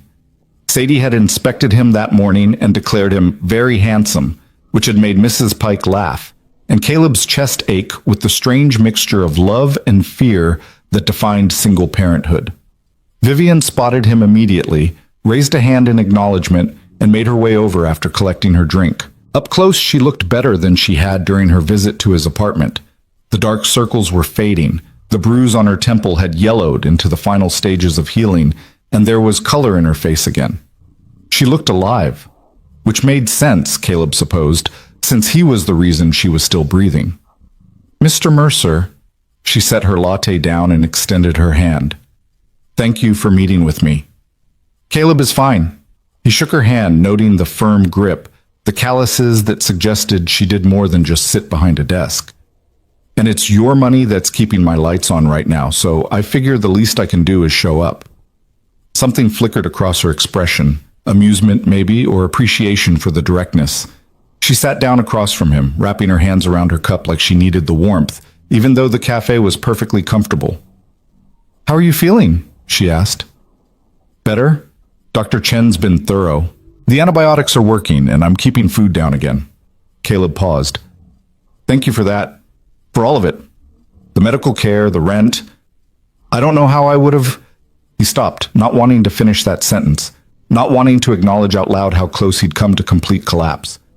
"You don't need to thank me." Vivian's voice was quiet but firm. "What happened to you was a direct result of my company's actions. The medical care and financial support aren't generosity, Caleb. They're the bare minimum of what I owe you. Most people in your position wouldn't see it that way. Most people in my position didn't spend 3 days in a hospital room piecing together how their executive team prioritized corporate liability over basic human decency." She took a sip of her latte, her expression darkening. "I've spent the last week conducting an internal investigation. Do you want to know what I found?" "I'm not sure I want to hear it." "You should hear it. You deserve to know exactly what was done and why." Vivian leaned forward slightly. "Grant Hollowell made the decision to terminate your employment within 3 hours of the incident. He didn't consult me. I was unconscious in a hospital at the time, and he didn't wait for any kind of investigation. He saw a janitor performing CPR on a CEO and decided that the optics were unacceptable. In his words, we couldn't have the wrong kind of person being credited with saving me because it would raise questions about why executives froze while contract labor acted." The words landed like stones. Caleb had suspected something like this, but hearing it stated so baldly still made his stomach twist. The wrong kind of person. His exact phrase, which I found in an email he sent to HR and legal outlining his reasoning. Vivian's jaw tightened. He also orchestrated the leak of that video, found someone in the boardroom who'd recorded on their phone, paid them to send it to a media contact with a specific narrative attached. The janitor kissing unconscious CEO angle wasn't accidental or organic. It was manufactured. Jesus. Caleb sat back, trying to process the calculated cruelty of it. To not just fire him, but to actively destroy any chance he had of moving forward. Why? Because in Grant's worldview, people exist in a hierarchy, and when someone from the bottom dares to touch someone at the top, even to save their life, the natural order has been disrupted. So you needed to be punished, made an example of, reminded of your place. She paused. "I'm telling you this not to make excuses, but so you understand that what happened wasn't about you personally. It was about a system that Grant and others like him have spent their careers building and protecting. So what happens to him now? He's been terminated. With cause, so no golden parachute. I've also referred his actions to the State Labor Board, and am exploring whether what he did constitutes defamation or intentional infliction of emotional distress." Vivian's expression was cold, controlled. "Grant Hollowell spent 30 years at Ashford Industries. He won't work in Philadelphia again." The vindictive satisfaction Caleb felt at those words probably wasn't his best quality, but he let himself feel it anyway. And the others, the executives who just stood there? Being addressed. Some have been let go. Others are facing serious disciplinary action. I'm restructuring the entire executive floor to make it clear that this kind of behavior won't be tolerated. She met his eyes. "I can't undo what was done to you, Caleb, but I can make sure it never happens to anyone else." They sat in silence for a moment, the ambient noise of the coffee shop filling the space between them. Caleb watched Vivian trying to reconcile the woman in front of him with the distant CEO he'd glimpsed in passing during his time at Ashford Industries. She seemed different here, stripped of the corporate armor. more human, more real. There's something else I wanted to discuss, Vivian said finally. Your future. I figured that was coming. I owe you my life. That's not a debt that can be settled with money or firings or public statements. I've been thinking about what I can offer you that would actually matter, that would make a real difference. Caleb's instinct was to be skeptical. Rich people always thought they could fix problems by throwing resources at them, without understanding that some problems ran deeper than money could reach. But there was something in Vivian's expression, earnestness, maybe, or genuine uncertainty, that made him hold his tongue and listen. I don't want to go back to janitorial work, Vivian continued. Not because there's anything wrong with it, but because you deserve better. You have skills, crisis management, the ability to act when others freeze, clear thinking under pressure. That's valuable. More valuable than most people realize. Those aren't exactly resume bullet points. Maybe they should be. She leaned forward. I'm creating a new position at Ashford Industries. Director of Employee Welfare. It would be your job to identify and address the needs of our workforce that fall through the cracks. The workers who can't afford childcare so they miss shifts. The ones who need emergency funds but can't access predatory lending. The ones who have skills and potential but no pathway to advancement because they don't have the right credentials or background. Caleb stared at her. You want to hire me? After what your company did? I want to hire you because of what my company did. Because you understand what it's like to be overlooked, dismissed, and punished for not fitting into the right boxes. Because you see the people everyone else ignores. Vivian's voice was intense now, passionate. I've built a successful company, Caleb, but I've also built a company that allowed someone like Grant Hollowell to operate with impunity for 3 decades. That tells me we have fundamental problems with how we treat people, and I need someone who won't be afraid to call that out and demand change. I don't have a college degree. I have a criminal record. I don't care about credentials. I care about character. And you have more character than half my executive team combined. She pulled out a folder from her bag and slid it across the table. This is the position description I drafted. Salary, benefits, scope of work. Look it over. Think about it. But understand that this isn't charity or guilt. This is me recognizing that you have exactly the perspective and skills needed to fix problems. I didn't even know existed until you ended up paying the price for them. Caleb opened the folder with shaking hands. The salary listed made his breath catch. It was more than triple what he'd been making as a janitor.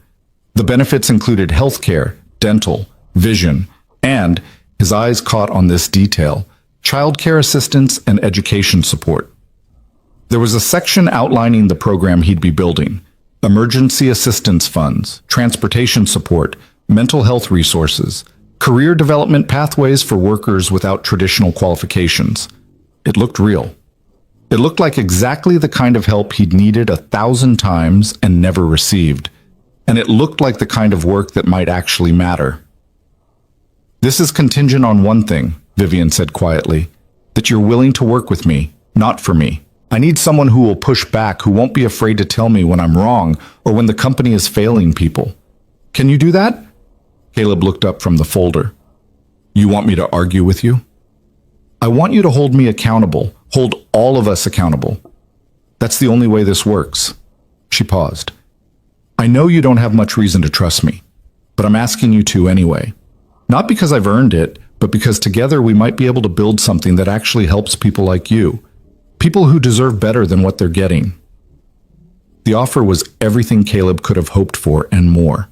Stable income, healthcare for Sadie, a chance to do work that mattered, a way forward that didn't involve scraping by or hiding who he was. It was perfect, which was exactly why part of him wanted to run. Can I think about it? He asked. Of course. Take as long as you need. Vivian stood, gathering her things. I'm releasing the statement clearing your name tomorrow. Full security footage, witness statements, expert analysis of your CPR technique. By the end of the week, everyone who saw that video will know that you saved my life and were punished for it.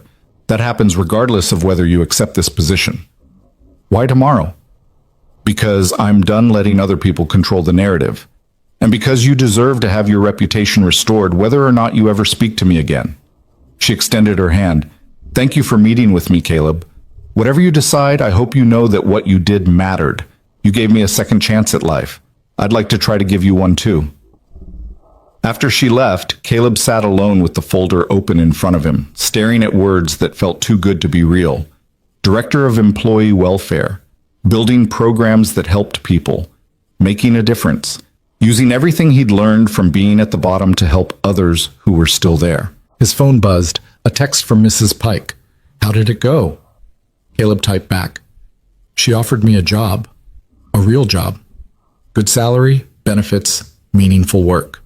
Mrs. Pike's response came immediately. And you said yes, right? Not yet. Still processing. What's to process? This is an answer to prayer. Maybe. Or maybe it's too good to be true.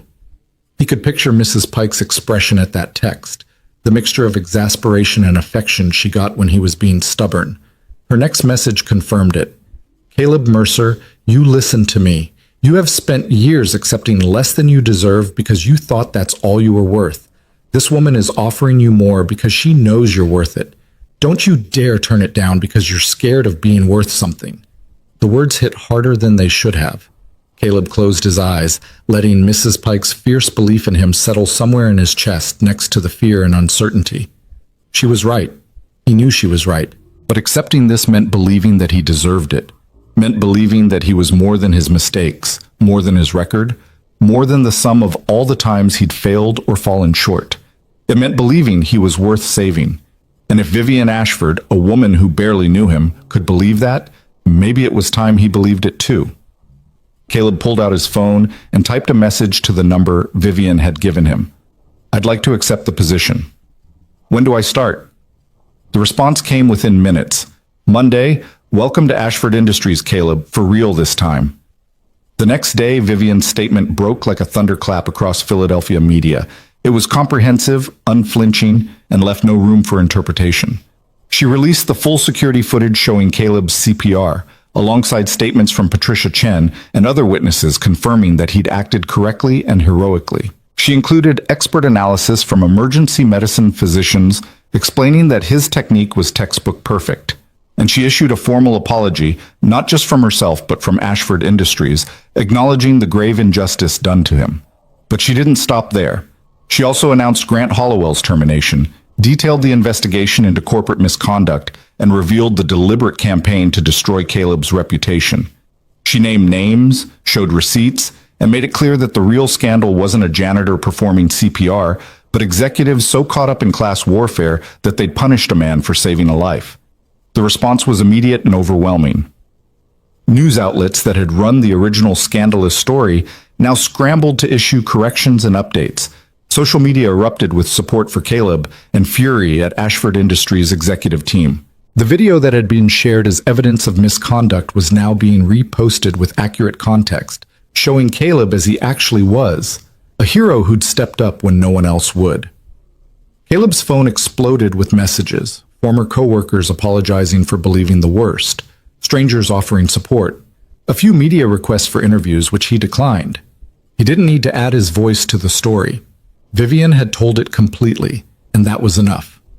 The strangest moment came when he checked his email and found 3 job offers from other companies, all citing his quick thinking and crisis management skills as desirable qualities. He deleted them all. He had already made his choice. That weekend, before his first day at Ashford Industries, Caleb did something he hadn't done in 2 years. He took Sadie to the museum. It was one of the free admission days, and they spent 3 hours wandering through exhibits about dinosaurs and ancient civilizations and the solar system. Sadie asked a million questions, and Caleb answered what he could and made up ridiculous answers for the rest, which made her laugh so hard she snorted. Over lunch in the museum cafe, splurging on actual hot food instead of packed sandwiches, Sadie looked at him with serious eyes and said, "You seem different, Daddy." "Different how?" "Lighter. Like you're not carrying something heavy anymore." The observation was so acute it made Caleb's throat tight. "I feel lighter, baby girl. Things are getting better." "Because the nice lady gave you a job?" "Because a lot of things. But yeah, the job helps." He reached across the table and squeezed her hand. "I'm going to be working at an office. Normal hours mostly, which means I'll be home for dinner and I'll be able to come to your school events. and we'll have real weekends together. Sadie's face lit up. Really? You can come to my spring concert? I'll be in the front row. She launched herself out of her chair and around the table to hug him, and Caleb held her tight, breathing in the strawberry scent of her shampoo and feeling something in his chest finally fully unclench. They were going to be okay, not just surviving, but actually okay. On Monday morning, Caleb stood outside the Ashford Industries Tower in a suit he'd bought over the weekend. Nothing fancy, but clean and professional and his. Sadie had helped him pick out the tie, choosing one with subtle blue stripes that she declared made him look very important. Mrs. Pike had taken a dozen photos, beaming like a proud grandmother. The building looked different in daylight, less imposing and more like just another piece of the Philadelphia skyline. Caleb took a breath, squared his shoulders, and walked through the main entrance. Not the employee entrance he'd used as a janitor, but the main lobby with its polished floors and modern art installations and the kind of ambient lighting that suggested wealth and power. The security guard at the desk looked up as Caleb approached, and recognition flickered across his face.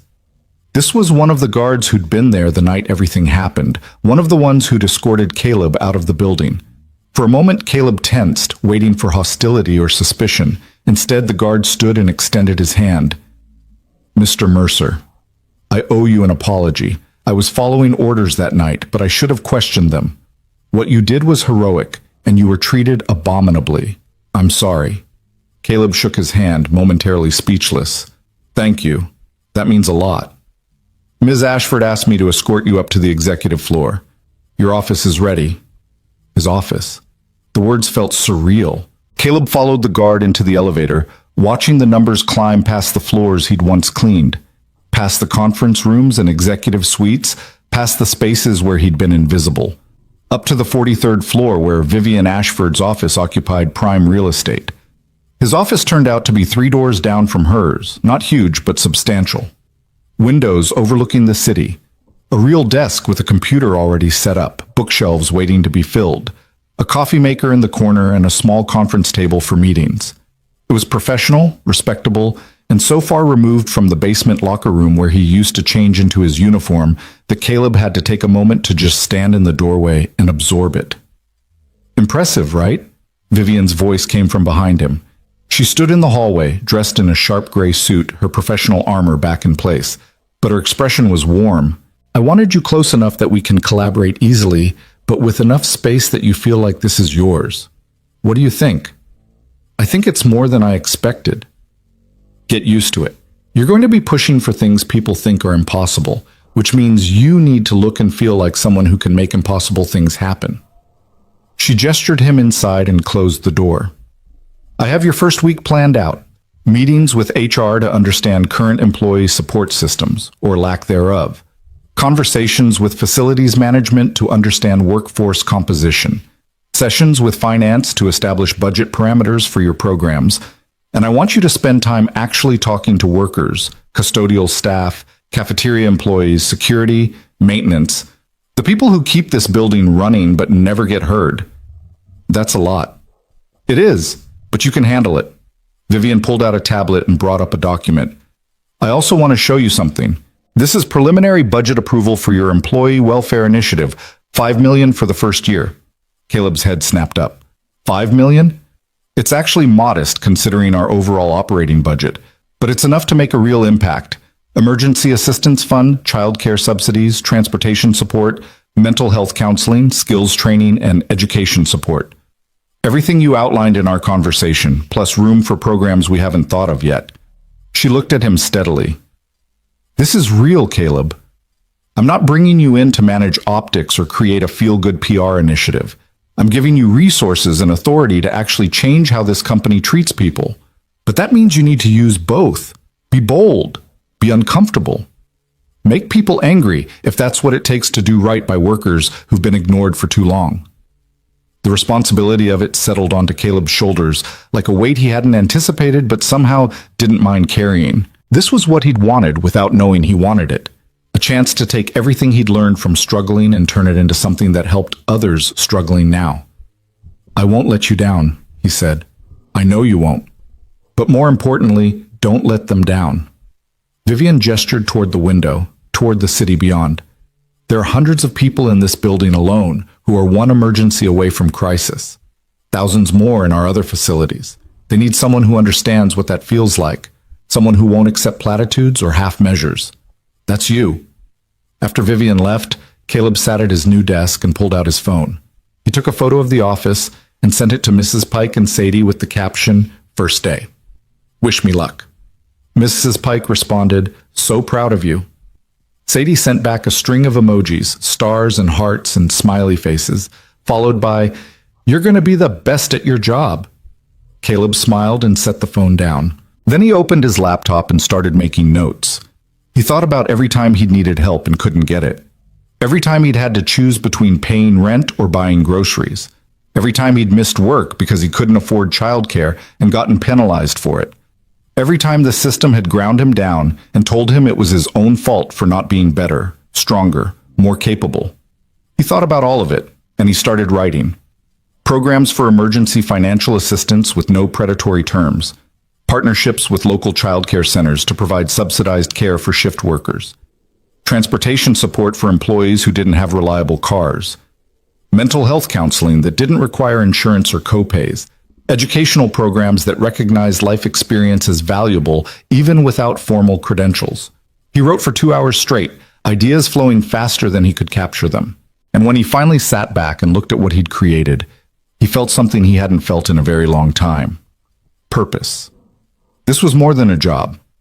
This was a chance to build the safety net he'd never had, to make sure that the next person who found themselves in crisis had somewhere to turn, to prove that caring for people wasn't charity, it was good business and basic humanity wrapped together.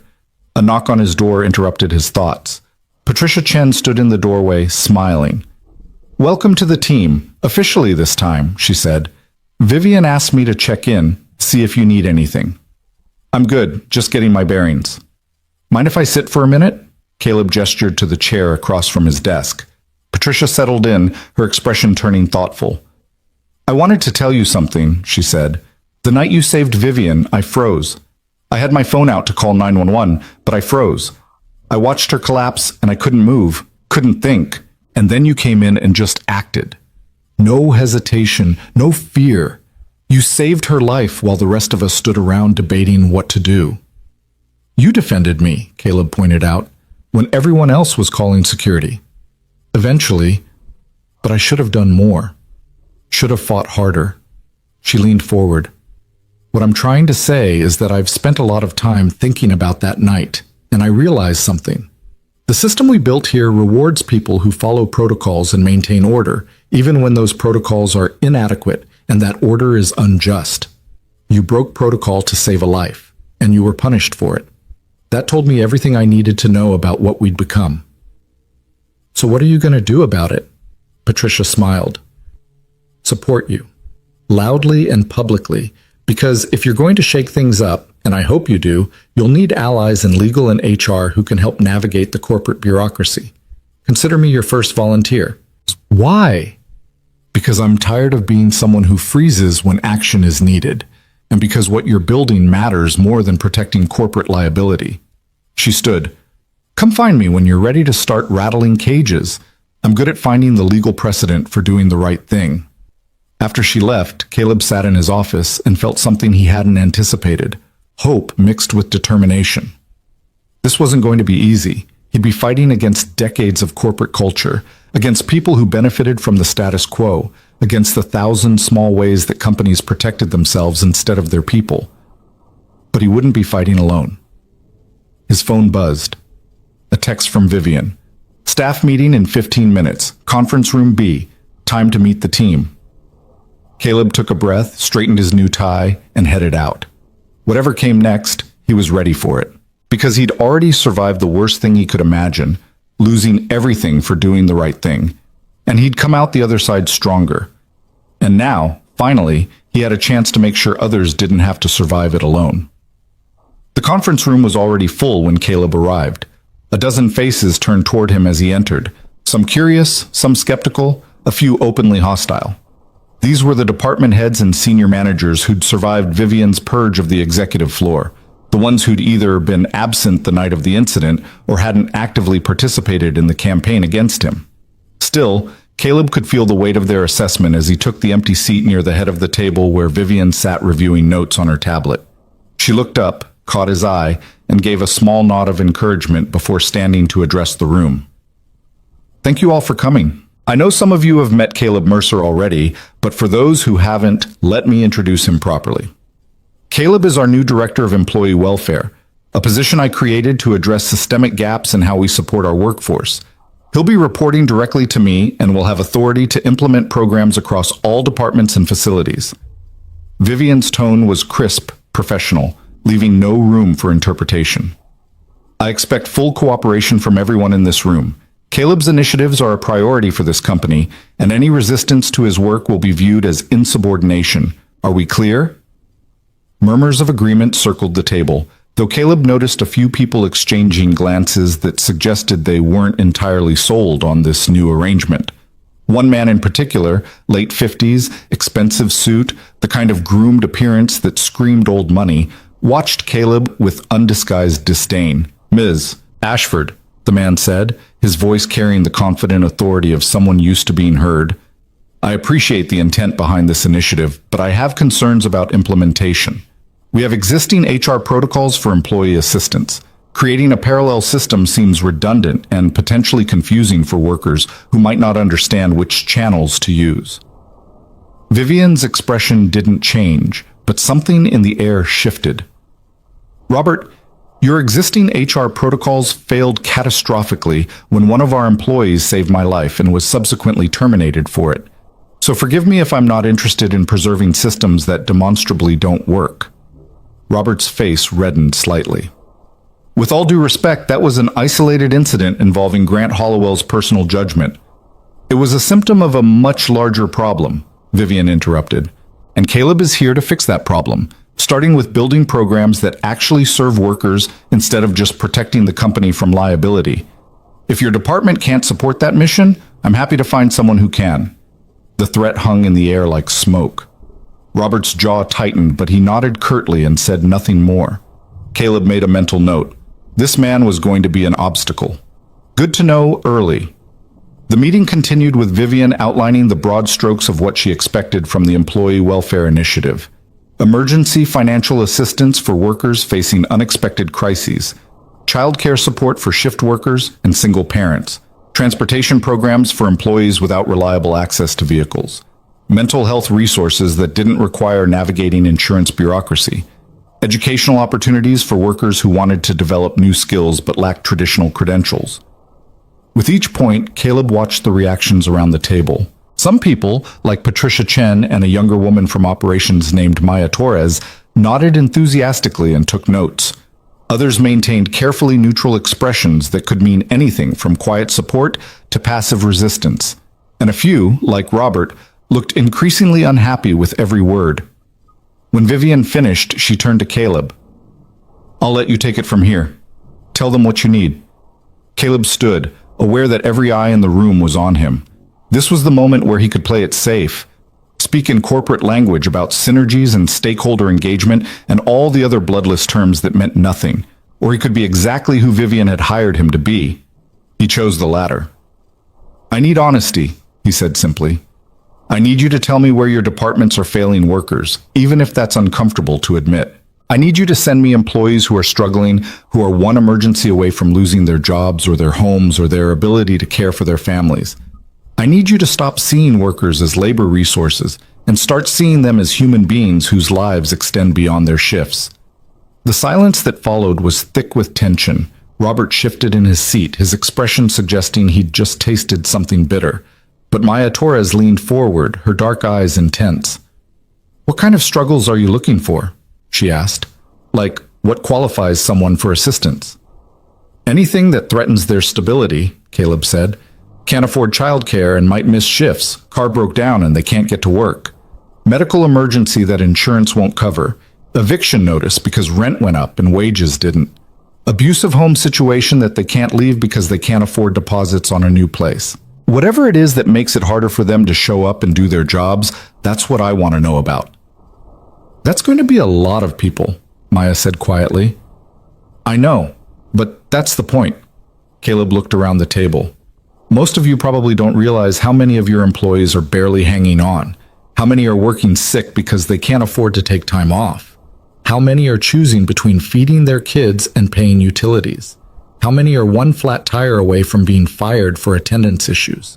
I know because I was one of them. And I'm here to make sure that when people are drowning, this company throws them a rope instead of a stone. The metaphor landed with visible impact. A few people looked uncomfortable, shifting in their seats or studying their notepads. Patricia Chen was smiling slightly, and Maya Torres looked like she was fighting back tears. Robert's expression had progressed from disdain to something closer to fury. "That's very poetic, Mr. Mercer," Robert said, his voice dripping with condescension. "But this is a business, not a charity. We have shareholders to answer to, profit margins to maintain.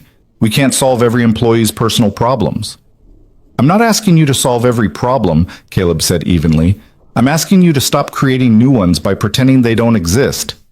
When an employee loses their car and gets fired for attendance, you don't just lose that worker. You lose their institutional knowledge.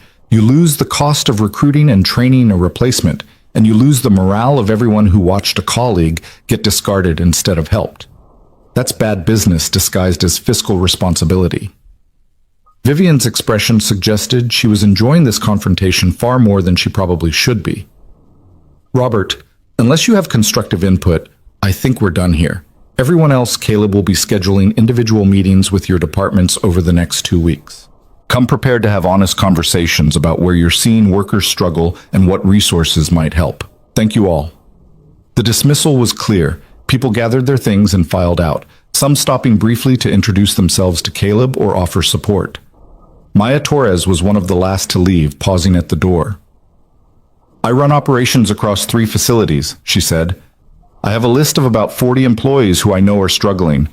Some are about to lose housing, some can't afford transportation, some are dealing with family crises that are affecting their work. I've been trying to help through official HR channels, but it's been like screaming into a void." "Send me the list," Caleb said. "And let's set up a meeting this week.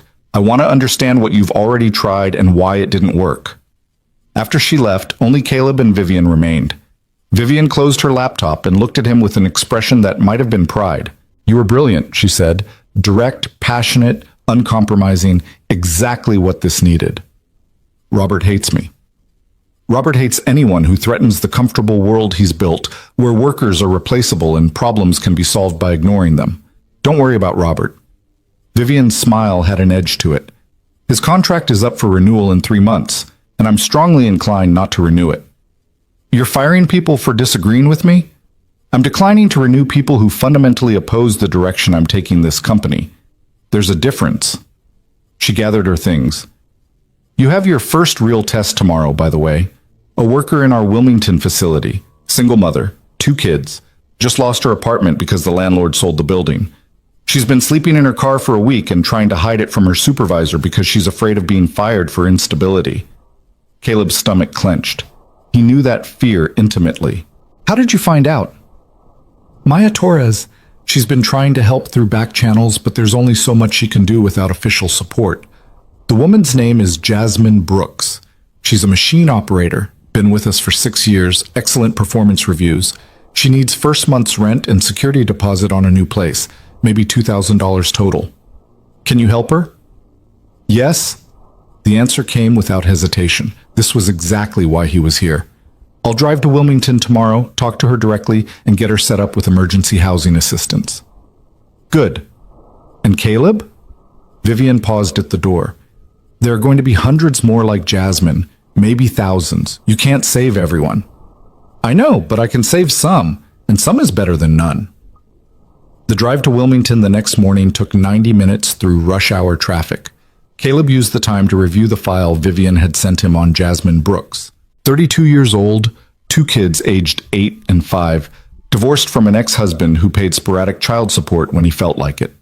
She'd been working at the Ashford Industries manufacturing facility for 6 years, starting in entry-level assembly and working her way up to senior machine operator.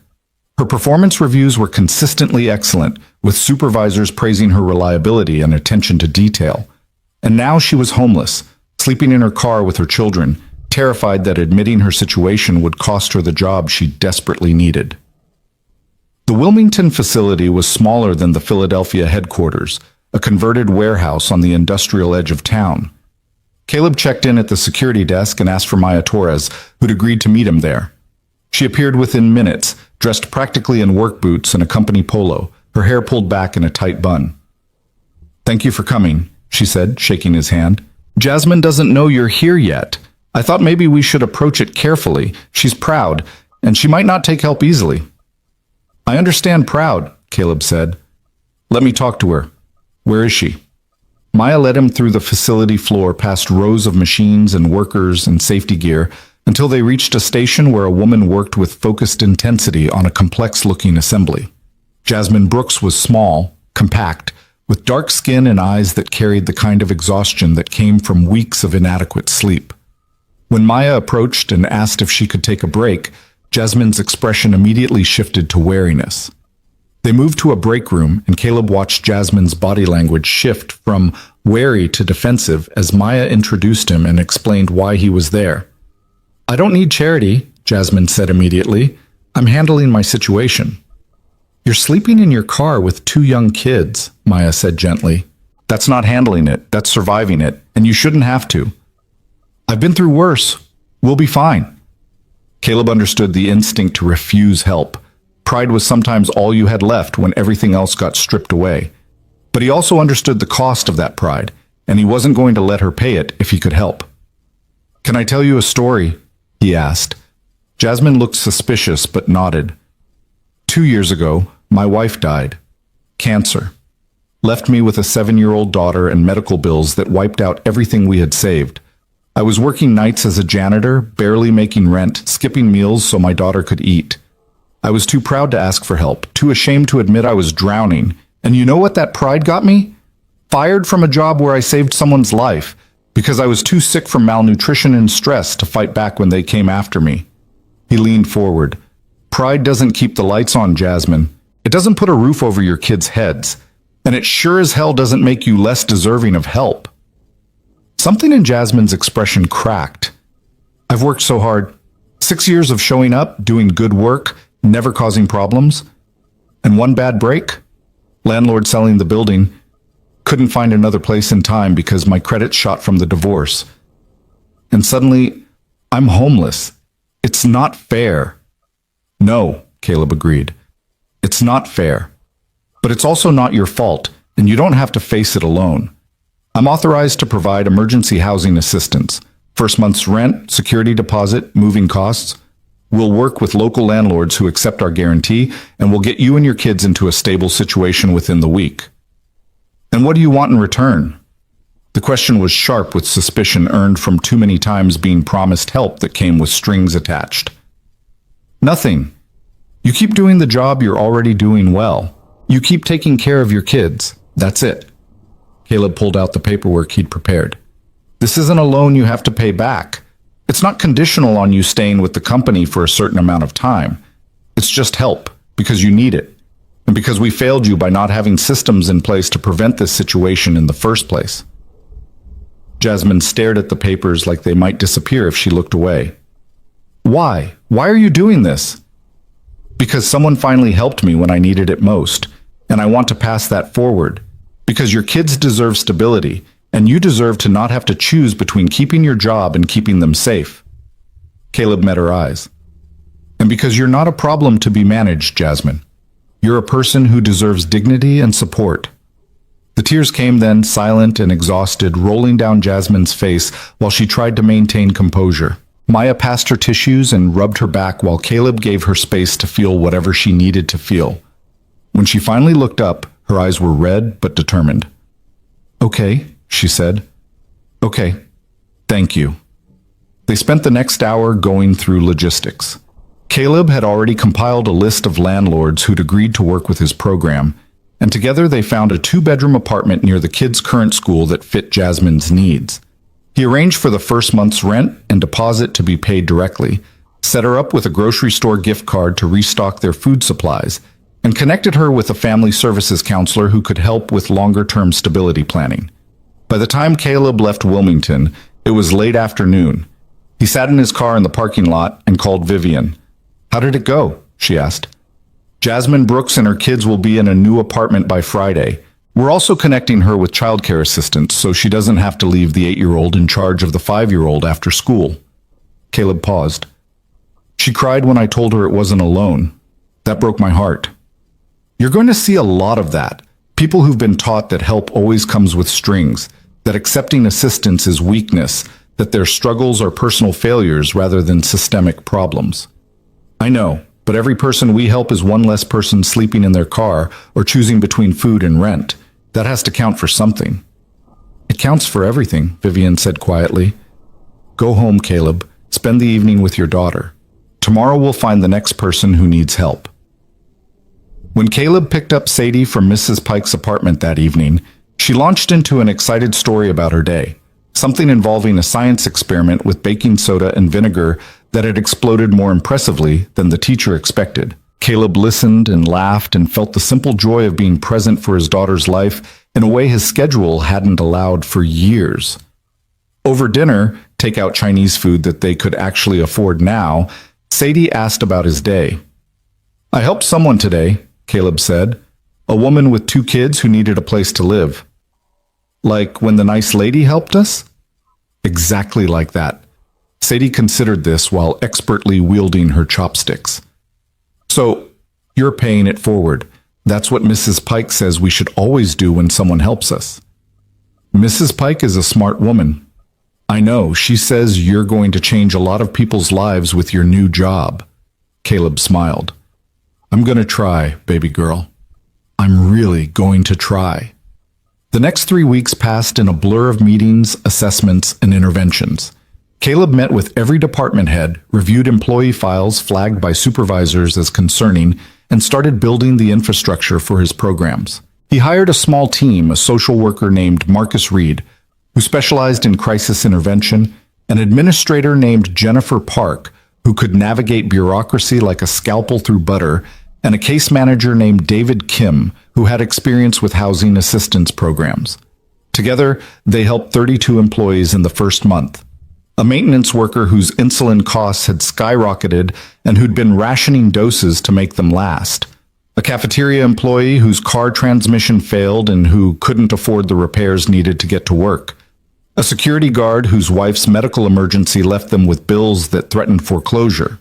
A janitor, and Caleb felt the poetic justice of this one deeply, whose childcare arrangement fell through and who was about to lose custody of his kids because he couldn't afford alternatives.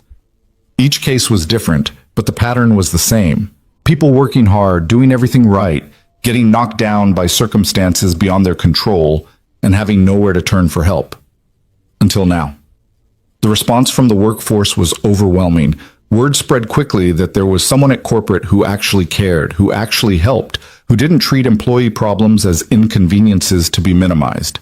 Caleb started getting emails and calls from workers he'd never met, supervisors he'd never worked with, people who'd heard about the program and wanted to know if it could help their colleague, their friend, their family member who also worked for Ashford Industries.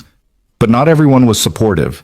The resistance came from exactly where Caleb expected: middle management and senior staff, who saw his programs as threats to the established order. Robert from that first meeting was the most vocal, sending increasingly pointed emails about budget concerns and policy violations, and the need for appropriate boundaries between corporate assistance and employee responsibility. The confrontation finally came to a head 5 weeks into Caleb's tenure, at a budget review meeting where department heads were asked to justify their spending. Robert went first, presenting a meticulously detailed breakdown of his HR department's costs and value propositions. Then it was Caleb's turn. He pulled up his presentation, showing not just the money spent, but the outcomes achieved. 32 employees helped. 0 job losses among those employees in the month following intervention. Productivity increases across departments where workers had received assistance. Absenteeism down, morale up. Retention rates improving. "These numbers are impressive," one of the financial officers said. "But can you quantify the return on investment?" "If you're asking whether helping a single mother keep her apartment generates immediate profit, then no," Caleb said.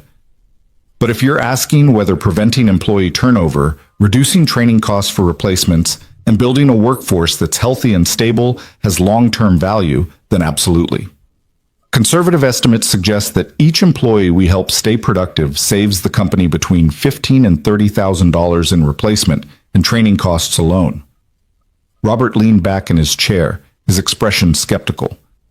Those estimates assume that these employees are actually valuable. What if we're simply prolonging the employment of workers who would have been naturally selected out through normal attrition? The room went very quiet. Caleb felt something cold and sharp settle in his chest. Natural selection, he repeated slowly. You're suggesting that people who face emergencies should lose their jobs as a kind of Darwinian filtering process? I'm suggesting that business requires difficult choices. We can't afford to carry every employee through every personal crisis. Sometimes people need to solve their own problems or move on to situations better suited to their capabilities. And what about Jasmine Brooks? Caleb asked. 6 years with the company, excellent performance reviews, machine operator who trains new hires because she knows the systems better than anyone. She lost her apartment through no fault of her own. Should we have fired her and spent $20,000 recruiting and training someone new, or spent $2,000 helping her stay productive? Individual cases are always sympathetic, Robert said, but policy can't be built on emotion. This isn't emotion, this is math. Caleb pulled up another slide. Here's what it costs us when we lose experienced workers. Here's what it costs to help them through temporary crises. The second number is consistently smaller than the first. So unless you're arguing that we should deliberately choose the more expensive option out of some ideological commitment to making workers suffer, I don't understand your objection. Vivian, who'd been silent up to this point, spoke. Robert, do you have actual budget concerns, or are you simply opposed to the philosophy of this program? Robert's face reddened. I have concerns about creating a culture of dependency. If workers know there's always a safety net, they'll take more risks, make poorer choices, expect the company to bail them out from consequences. That's not what the data shows, Caleb said. Every employee we've helped has expressed gratitude and renewed commitment to the company. We're not encouraging recklessness. We're preventing good workers from being destroyed by bad luck. There's a difference. In your opinion, no. In the measurable outcomes that I've documented and presented. Caleb could feel his frustration building but tried to keep his voice level. You're entitled to your philosophy, Robert, but you're not entitled to let that philosophy hurt people when we have the resources to help them. This isn't about hurting people. Yes, it is. Caleb's voice hardened. When you argue against helping employees through crises, you're arguing for a world where Jasmine Brooks sleeps in her car with her kids, where Marcus, one of your own maintenance staff, rations insulin and risks diabetic coma, where people lose everything because they had one bad month. That's not fiscal responsibility. That's cruelty dressed up in business language. The silence that followed was absolute. Robert looked like he'd been slapped, his face cycling through anger and embarrassment. Around the table, reactions varied from shocked to satisfied, but no one spoke. Finally, Vivian stood. Vivian, I think we've heard enough. Robert, unless you have specific budget concerns backed by actual analysis rather than philosophical objections, this meeting is over. Caleb's programs are approved for expansion. Thank you all. After everyone filed out, Caleb stayed behind with Vivian. She was reviewing her notes, but he could see the slight smile playing at the corners of her mouth. You enjoyed that, he said. Immensely. Robert's been a thorn in my side for years, and watching you dismantle his arguments with actual data was deeply satisfying. She looked up. But he's not going to let this go. He's going to keep pushing back, keep trying to undermine your work. Are you ready for that? I've dealt with worse than corporate bureaucrats who don't like me. I know, but this is different than what you're used to. Robert's not going to confront you directly. He's going to work behind the scenes, try to poison other people against your programs, look for any mistake or failure he can weaponize. You need to be prepared for that kind of fight. Caleb thought about the weeks after he'd saved Vivian's life, when the entire system had turned against him. Thought about waking up to find his reputation destroyed and his livelihood gone. Thought about how it felt to be systematically erased by people who'd never even met him. Let him try, Caleb said quietly. I've already been through the worst thing he could possibly do to me. And I'm still here. Robert's retaliation came exactly 3 weeks later, and it was more calculated than Caleb had anticipated. He arrived at his office one Monday morning to find an email waiting from the compliance department, flagged as urgent and copied to half the executive floor, including Vivian. The subject line read, "Concerns regarding Employee Welfare Initiative protocol violations." Caleb's stomach tightened as he read through the carefully worded accusations. Robert had compiled a list of alleged irregularities in how Caleb's team had processed assistance requests: missing documentation for emergency fund disbursements, failure to follow proper approval chains for housing assistance, unauthorized access to employee personnel files, and what Robert termed inappropriate fraternization, with workers receiving aid. Each accusation was paired with specific case numbers and dates, giving the whole document an air of meticulous investigative work. It was also, Caleb realized as he cross-referenced the claims against his actual records, almost entirely fabricated or deliberately misrepresented. The missing documentation was a paperwork that had been filed in a different system than Robert expected because Caleb had set up new processes that actually worked. The failure to follow approval chains referred to emergency situations where waiting for multiple sign-offs would have meant a worker losing their apartment or going without medication. The unauthorized access was access that Vivian had explicitly granted Caleb as part of his role. And the inappropriate fraternization was Caleb doing his job, meeting with employees, understanding their situations, treating them like human beings instead of case numbers. But the damage wasn't in the accuracy of the accusations. It was in the doubt they created, the questions they raised, the narrative they built that Caleb was running a rogue operation without proper oversight. His phone rang. Vivian. "Have you seen Robert's email?" she asked without preamble. "Reading it now. It's garbage, but it's carefully constructed garbage. He's trying to create a paper trail that suggests your program is mismanaged and potentially fraudulent. I need you to put together a comprehensive response with documentation for every claim he's made. Can you do that?" "Yes, but Vivian, this is going to keep happening. Every time we help someone, every time we deviate from his idea of proper protocol, he's going to find a way to weaponize it." "I know, which is why we're going to shut this down permanently." Her voice had taken on an edge that Caleb had learned meant she was done playing nice. "Respond to the email professionally with full documentation. I'll handle Robert." Caleb spent the next 6 hours assembling his response, pulling together approval emails, financial records, case files, and policy documents that proved every single one of his decisions had been appropriate and authorized. Jennifer Park helped him organize the material into a presentation that was both comprehensive and damning, not of Caleb's program, but of Robert's attempt to undermine it. By the time he sent the response at 4 in the afternoon, copying the same distribution list Robert had used, Caleb felt a grim satisfaction. The documentation didn't just defend his program, it exposed Robert's accusations as either incompetent misunderstanding or deliberate misrepresentation. And in corporate settings, being proven publicly wrong was often worse than being quietly malicious. The response from the executive floor was swift. Patricia Chen sent a terse email confirming that legal had reviewed Caleb's documentation and found no compliance issues. The CFO, a new hire named Sarah Martinez, who'd replaced Grant Hollowell, sent a note praising the fiscal responsibility of the program's cost-benefit analysis. Even a few department heads who'd been neutral or skeptical sent private messages expressing support. Robert sent nothing. But the next morning, Caleb arrived at work to find something worse than an email waiting. A small group of workers had gathered outside the main entrance, holding signs. The messages varied, but the theme was consistent. Ashford Industries doesn't care about workers. We are not disposable. Respect your employees. Caleb's first instinct was confusion until he saw Maya Torres hurrying toward him from the building entrance, her expression tight with worry. "It's not about you," she said quickly. "Well, it is, but not the way you think.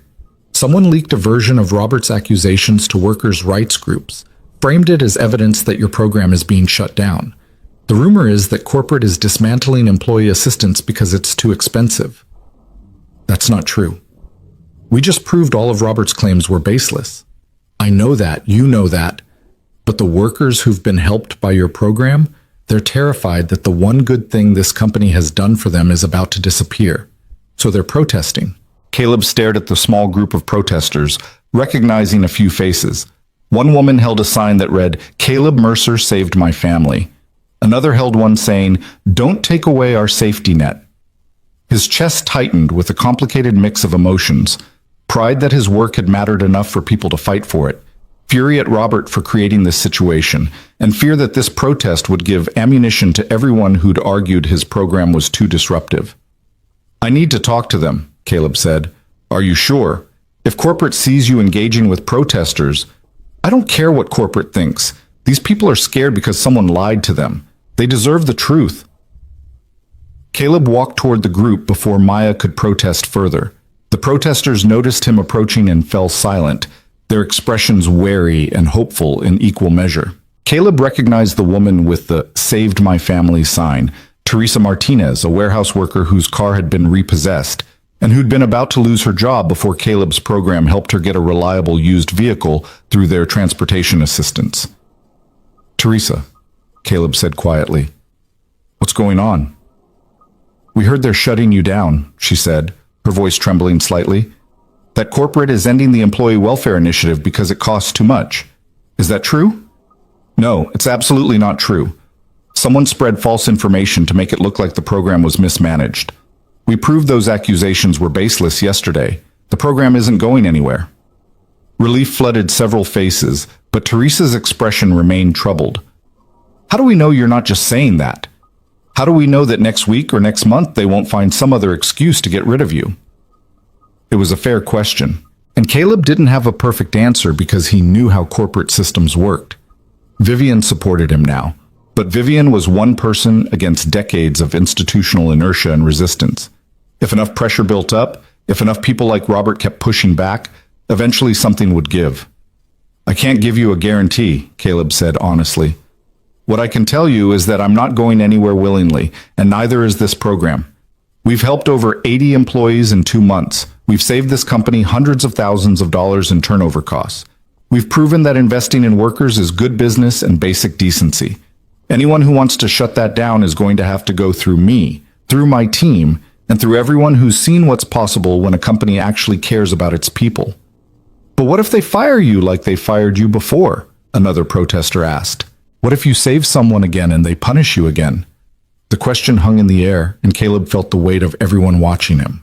This was the fundamental question, wasn't it? What happened when doing the right thing meant risking everything you'd built? "Then I guess I'll have to deal with that when it happens," Caleb said. "But I'm not going to stop helping people because I'm afraid of consequences.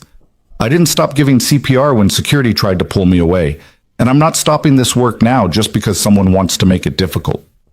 Movement behind him made Caleb turn. Vivian had emerged from the building and was walking toward the group with Patricia Chen and Sarah Martinez flanking her. The protesters tensed, clearly expecting confrontation or demands that they disperse. Instead, Vivian walked directly to Teresa Martinez and extended her hand. "Miss Martinez, I'm Vivian Ashford. I understand you're concerned about the future of our employee welfare initiative." Teresa shook her hand hesitantly. "We just want to keep the program. It's the only thing that's helped us when we needed it." "I understand completely, and I want to make something very clear, not just to you, but to everyone here and everyone who works for this company." Vivian raised her voice slightly, addressing the full group. "The Employee Welfare Initiative is not being shut down. It's not being reduced. If anything, we're expanding it. The accusations made against Mr. Mercer and his team were investigated and found to be completely baseless. The person who made those accusations is no longer with this company as of this morning." Murmurs rippled through the group. Caleb's head snapped toward Vivian. She'd fired Robert. Actually fired him. "Furthermore," Vivian continued, "I'm announcing today that we're establishing a worker advisory council. 6 employees from different departments and facilities, elected by their peers, who will meet monthly with senior leadership to discuss working conditions, assistance needs, and program development. Because Mr. Mercer is right, this company should invest in its people, and the best way to know what people need is to actually listen to them." The change in the protesters was immediate and visible. Tension drained from shoulders, expressions shifted from defensive to cautiously optimistic, and someone in the back actually started clapping. Others joined in, and suddenly Caleb was watching a protest transform into something closer to a celebration. Teresa Martinez wiped her eyes and said to Vivian, "Thank you. You don't know what this means to people like us." "I'm learning," Vivian said quietly. Thanks to Mr. Mercer, I'm learning. After the protesters dispersed, several stopping to shake Caleb's hand or thank him directly, Vivian pulled him aside. You fired Robert, Caleb said. I terminated his contract for cause. Attempting to sabotage a corporate initiative through falsified compliance claims, leaking confidential information to create disruption, and actively working against company directives. Take your pick. Her expression was cold satisfaction. He'll receive severance as contractually required, but he's barred from future employment with any Ashford Industries subsidiary or partner organization. He wanted to play hardball. He lost. And the Worker Advisory Council? Something I should have implemented years ago. You were right that first day. The best way to understand what workers need is to ask them directly. The council will have actual authority to recommend policy changes and budget allocations for your programs. No more guessing what people need. They'll tell us. Caleb felt something shift in his chest, a loosening of tension he hadn't fully realized he'd been carrying. This wasn't just about protecting his program anymore. This was about fundamentally changing how Ashford Industries operated, making worker welfare not a side initiative but a central corporate value. When do we start? He asked. Elections next week. First meeting in 3 weeks. I want you to facilitate the initial sessions until the council finds its rhythm. Vivian paused. This is going to make some people uncomfortable, Caleb. Giving workers direct input into policy. Some managers are going to resist. Let them resist. We've already proven that helping workers helps the bottom line. Anyone who can't see that doesn't belong in leadership. Vivian smiled. See, that's exactly the attitude I hired you for. Come on, we have a press conference in an hour. Press conference? You think I'm announcing a worker advisory council and the expansion of the employee welfare initiative without making sure everyone knows about it? This is going on record, Caleb. No more room for people like Robert to operate in the shadows. The press conference took place in the same boardroom where Caleb had saved Vivian's life 3 months earlier. The irony wasn't lost on him as he stood beside her in front of cameras and reporters, watching her deliver a statement that positioned Ashford Industries as a leader in worker support and corporate responsibility. She outlined the Employee Welfare Initiative's accomplishments, announced the Worker Advisory Council, and fielded questions with the same confidence she brought to quarterly earnings calls. When a reporter asked Caleb directly how it felt to go from being fired for saving the CEO's life to directing a major corporate initiative, he took a breath and gave the most honest answer he could. It feels like justice, not just for me, but for everyone who's ever been punished for doing the right thing or overlooked because they didn't fit someone's idea of who deserved help. This program exists because I know what it's like to need assistance and have nowhere to turn. And as long as I'm in this position, I'm going to make sure that other people don't have to face those situations alone. The soundbite made the evening news on 3 different channels. By the next morning, Caleb's phone was flooded with messages from people across the country. Workers sharing their own stories of struggle, HR professionals asking how to implement similar programs, even a few other companies inquiring about consulting to help develop their own employee welfare initiatives. But the message that mattered most came from Sadie's school. Her teacher sent an email explaining that Sadie had given a presentation to her class about My Dad the Hero and talked about how he saved someone's life and then built programs to help families like theirs. The email included a photo of Sadie standing in front of her poster board, beaming with pride, her smile so bright it made Caleb's eyes sting with tears. He printed the photo and put it on his desk, right where he could see it every day. A reminder of why this work mattered, a reminder that he wasn't just building programs, he was building a better world for his daughter and kids like her. The Worker Advisory Council's first meeting 3 weeks later brought together 6 employees from different levels and facilities. Teresa Martinez from the warehouse, Marcus Reed, the maintenance worker whose insulin costs Caleb had helped cover, who'd been elected to represent facilities staff. A young woman named Amy Chen from IT who'd been homeless before the Housing Assistance Program helped her stabilize. A senior cafeteria manager named Robert Johnson who'd worked for Ashford Industries for 23 years. A machine operator from the Wilmington facility named James Torres. And Jasmine Brooks, who'd been sleeping in her car with her kids and was now not just housed, but thriving. Caleb facilitated the meeting, but he made it clear from the start that this was their space, their voice, their chance to shape the company's approach to worker welfare. "Tell me what's working," he said. "Tell me what's not. Tell me what we're missing."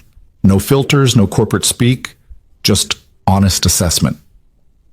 What followed was 3 hours of the most productive conversation Caleb had experienced in his entire time at Ashford Industries. The council members didn't hold back.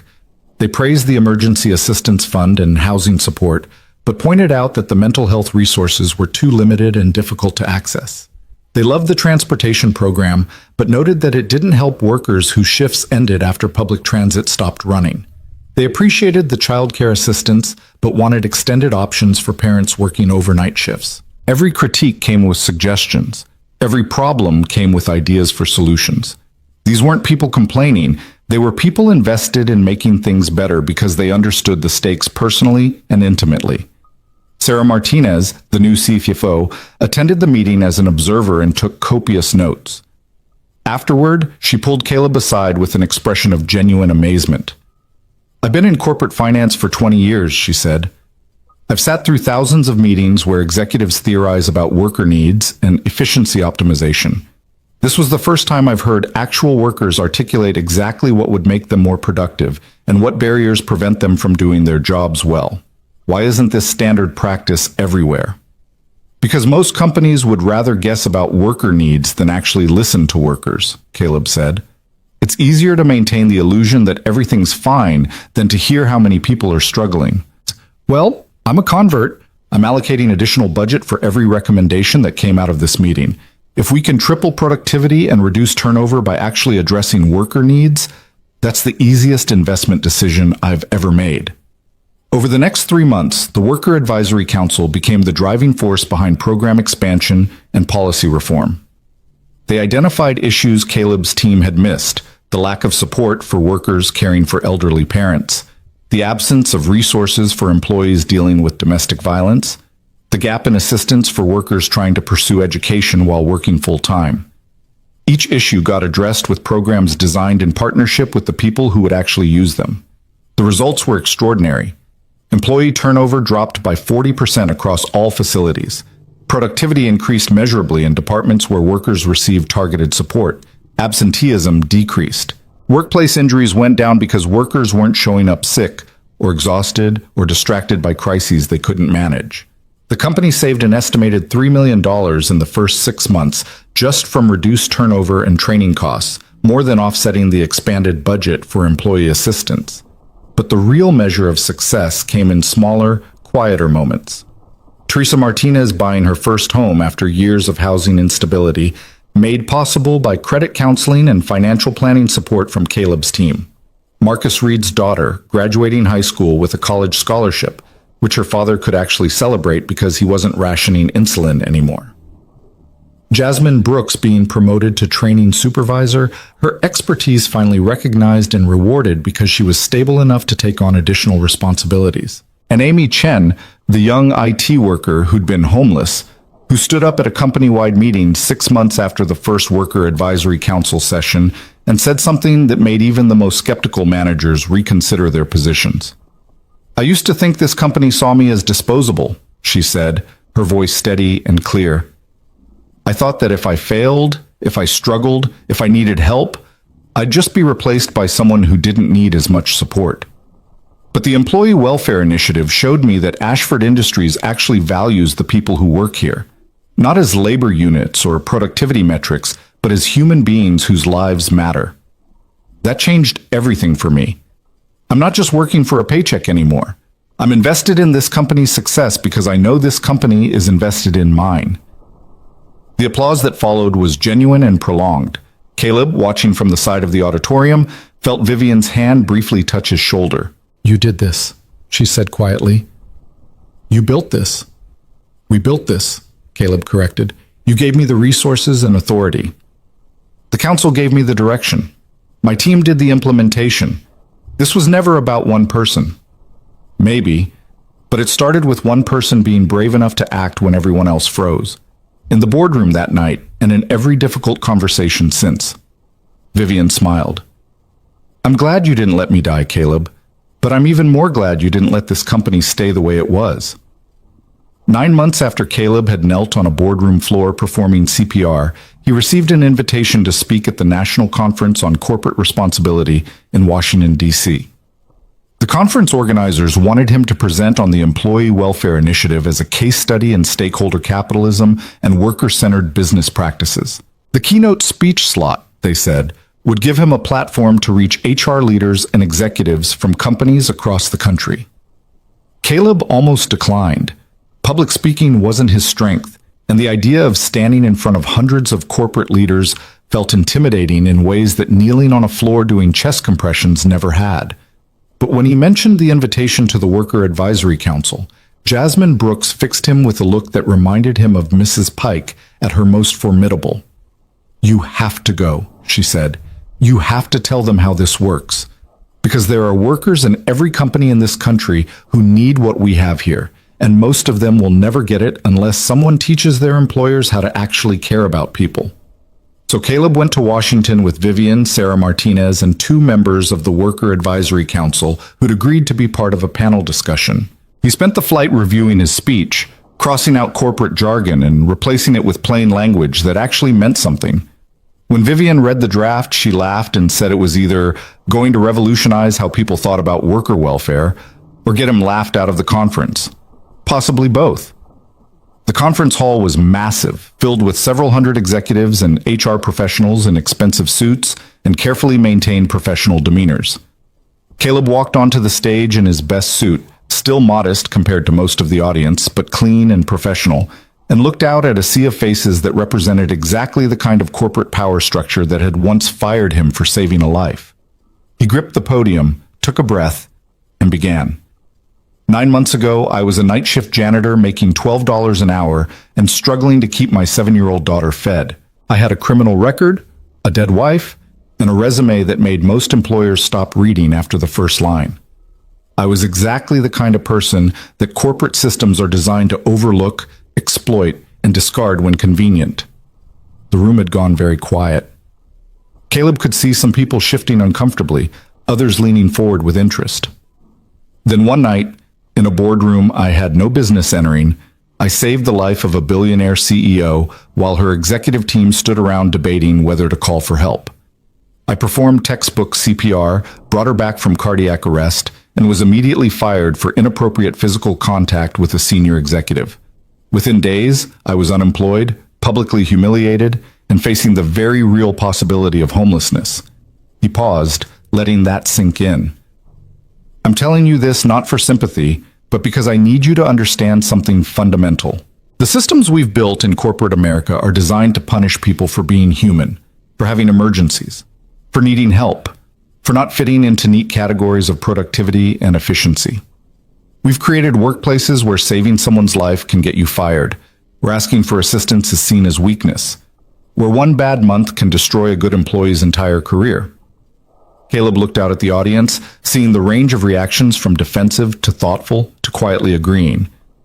But here's what I learned after I was fired, after the woman I saved discovered what had been done in her name, after she offered me a chance to build something better. I learned that it doesn't have to be this way, that investing in worker welfare isn't charity or excessive kindness, it's good business backed by measurable outcomes. And I learned that the biggest barrier to creating supportive workplaces isn't cost or feasibility. It's the belief that workers don't deserve support unless they've somehow earned it through perfect behavior and endless resilience. He clicked to the next slide, showing the financial data from Ashford Industries. In 9 months, our Employee Welfare Initiative has helped 243 employees through crises that would have previously resulted in job loss. We've spent approximately $2 million on direct assistance, and we've saved the company an estimated $4 million in reduced turnover, lower training costs, decreased absenteeism, and increased productivity. The return on investment is 200%, and that's only counting the easily quantifiable benefits. Another slide. But the real impact isn't in the spreadsheets. It's in the single mother who didn't lose her kids because we helped her get stable housing. It's in the diabetic maintenance worker who isn't rationing insulin anymore. It's in the warehouse employee who kept her job after her car broke down because we provided transportation assistance. It's in the 243 lives that didn't fall apart because someone finally asked what they needed and then actually provided it. Caleb moved away from the podium, speaking more directly to the audience. You're all here because you care about corporate responsibility and stakeholder capitalism. But I'm going to challenge you on what that actually means. It doesn't mean better PR or more impressive ESG scores. It means building systems that treat workers like human beings whose lives matter beyond their productivity. It means creating safety nets instead of trapdoors. It means understanding that the receptionist struggling with childcare costs and the executive struggling with work-life balance both deserve support, even if their struggles look different. You could see people taking notes now, phones out recording, attention fully engaged. The Ashford Industries Employee Welfare Initiative works because it's built on 3 principles. First, trust workers to tell you what they need instead of assuming you know better. Second, provide help without strings attached or judgment about how people ended up needing assistance. Third, measure success not just in dollars saved, but in lives stabilized and people empowered. Final slide. I'm going to leave you with one question. What would happen in your companies if you stopped treating worker struggles as personal failures and started treating them as opportunities to build loyalty, increase retention, and create workforces that are healthy, stable, and genuinely invested in your success? Because I can tell you from experience, both as someone who needed help and as someone who now provides it, that the answer is transformational. For workers, for companies, and for the entire broken system we've all been operating within for too long. He stepped back from the podium. Thank you. I'm happy to take questions. The applause started slowly, then built to something sustained and genuine. Hands shot up across the audience. For the next 45 minutes, Caleb fielded questions ranging from technical implementation details to philosophical debates about corporate responsibility. He answered them all honestly, never sugarcoating the challenges but always emphasizing the possibilities. When a skeptical CFO asked how to justify the cost to shareholders focused on short-term returns, Caleb smiled and said, "Tell them that treating workers well is risk management. Every employee you help through a crisis is one less lawsuit, one less PR disaster, one less social media storm about corporate callousness. And if they still don't care, remind them that high turnover is expensive and that investing $2,000 in worker assistance is cheaper than spending $20,000 replacing them." Dupu. The panel discussion afterward featured Jasmine Brooks and Teresa Martinez sharing their stories. Jasmine talked about sleeping in her car with her kids and how the housing assistance didn't just save her job, it gave her the stability to finally pursue the management training she'd been putting off for years. Teresa described how transportation assistance let her keep working after her car was repossessed, and how that assistance had evolved into her buying a reliable used vehicle that she now owned outright. The impact was visible. Corporate leaders who'd arrived skeptical were asking detailed questions about implementation. HR professionals were taking notes on program structures and budget allocation. Several people approached Caleb during the break to ask about consulting or site visits to see the programs in action. But the conversation that mattered most came from a young woman who waited until almost everyone else had left. "Mr. Mercer," she said quietly, "I'm an HR manager at a tech company in California. We have an employee right now who's going through something similar to what you described. Domestic violence situation, needs help getting away but can't afford first month's rent on a new place. I've been trying to help her through official channels, but everything has so many requirements and approval processes that by the time we could get her assistance, it might be too late." She handed him her card. "Could you talk me through how your emergency assistance fund works? How you cut through the bureaucracy fast enough to actually help people in crisis?" Caleb took the card and smiled. "I can do better than that. I can send you our entire program documentation, protocols, forms, budget structures, everything. Use whatever helps. Modify whatever doesn't. The goal isn't to protect our intellectual property. It's to make sure your employee gets help before it's too late." The woman's eyes filled with tears. "Thank you. You have no idea what this means." "I think I do," Caleb said gently. "Because 4 months ago, that employee was me. Make sure she knows she's not alone." The flight back to Philadelphia felt different than the flight out. Caleb sat with his laptop open, responding to the flood of emails from conference attendees who wanted more information, more resources, more guidance on building similar programs. Vivian worked beside him, reviewing budget proposals for the Employee Welfare Initiative's expansion into Ashford Industries' West Coast facilities. You know what we've built is going to outlast both of us, Vivian said without looking up from her tablet. Even if you left tomorrow, even if I step down next year, the structures we've created are too embedded now. The Worker Advisory Council has real power. The programs have proven results. We've changed the culture permanently. Good, Caleb said. That was always the goal. Make it too essential to dismantle, too effective to ignore, too woven into the company's identity to strip out without destroying something fundamental. Mission accomplished then. Vivian closed her tablet and looked at him. What's next for you? What do you mean? I mean, you've proven the concept. You've built the systems. You've trained a team. You could leverage this into almost anything. Consulting, teaching, policy work. What do you actually want? Caleb thought about the question seriously. 6 months ago, he would have said he just wanted stability. A job that paid bills, insurance for Sadie, enough breathing room to not constantly worry about the next crisis. But he had all of that now, and the question of what came next felt both more complex and more clear than he'd expected. I want to keep doing this, he said finally, not because I need to prove anything anymore, but because it matters. Every person we help is someone who doesn't have to go through what I went through. Every life we stabilize is a kid who doesn't have to watch their parent fall apart. Every system we fix is one less barrier between people and the support they deserve. He looked out the plane window at the clouds below. I spent so long being told I wasn't enough, not educated enough, not credentialed enough, not respectable enough to deserve consideration. And then you gave me a chance to prove that the only credential that really matters is giving a damn about people and being willing to do the hard work of actually helping them. I'm not ready to walk away from that. Then don't, Vivian said simply. Stay as long as you want. Build as big as you can dream. You've earned the right to define what success looks like. 3 weeks after the conference, Caleb got a call from Mrs. Pike in the middle of a budget meeting. She never called during work hours unless something was wrong, so he excused himself and answered immediately. Caleb, everything's fine, she said quickly, but Sadie's school called. There's a situation. His heart rate spiked. What kind of situation? Her friend Emma, the one she's always talking about, came to school this morning with bruises. Teacher noticed, contacted the counselor, and Emma finally admitted her mother's boyfriend has been hitting both of them. They're involving child services, but apparently Emma told the counselor that Sadie said her dad helps families who need it.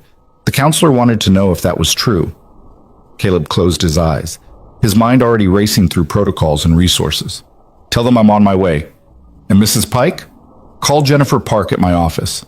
Tell her we need emergency housing assistance for a domestic violence situation. 2 people. And I need her to start paperwork immediately. Already calling her. Go help that little girl, Caleb. 40 minutes later, Caleb sat in the school counselor's office across from a frightened woman in her early 30s with a fading bruise on her cheekbone and a 9-year-old daughter who wouldn't make eye contact. The counselor had made the introductions and explained the situation, then stepped out to give them privacy. Ms. Chen, Caleb said gently, my name is Caleb Mercer. I run an employee welfare program at Ashford Industries, and while that's specifically for our workers, I have connections with organizations that help families in situations like yours. With your permission, I'd like to make some calls. Emma's mother, Lisa Chen, looked at him with the particular wariness of someone who'd been promised help before and received judgment instead. I don't work for your company. Why would you help us? Because my daughter is Emma's friend, and because no child should have to go to school with bruises from someone who's supposed to protect them. Caleb leaned forward slightly. I can't fix everything, Ms. Chen, but I can connect you with a domestic violence shelter that has immediate availability. I can help you get a protection order filed today. I can make sure you have emergency funds for food and basic necessities while you figure out next steps. And I can do all of that without judgment or conditions, because the only thing that matters right now is keeping you and Emma safe. Lisa's eyes filled with tears. I don't have anywhere to go. My family disowned me when I didn't leave him the first time. I don't have savings. I don't have anyone. You have people now, Caleb said quietly. You have me. You have the resources I can access, and you have a community that's going to make sure you don't face this alone. But I need you to decide you're ready to leave. I can't make that choice for you." Lisa looked at her daughter, who was crying silently, and something in her expression hardened with determination. "I'm ready. What do I need to do?"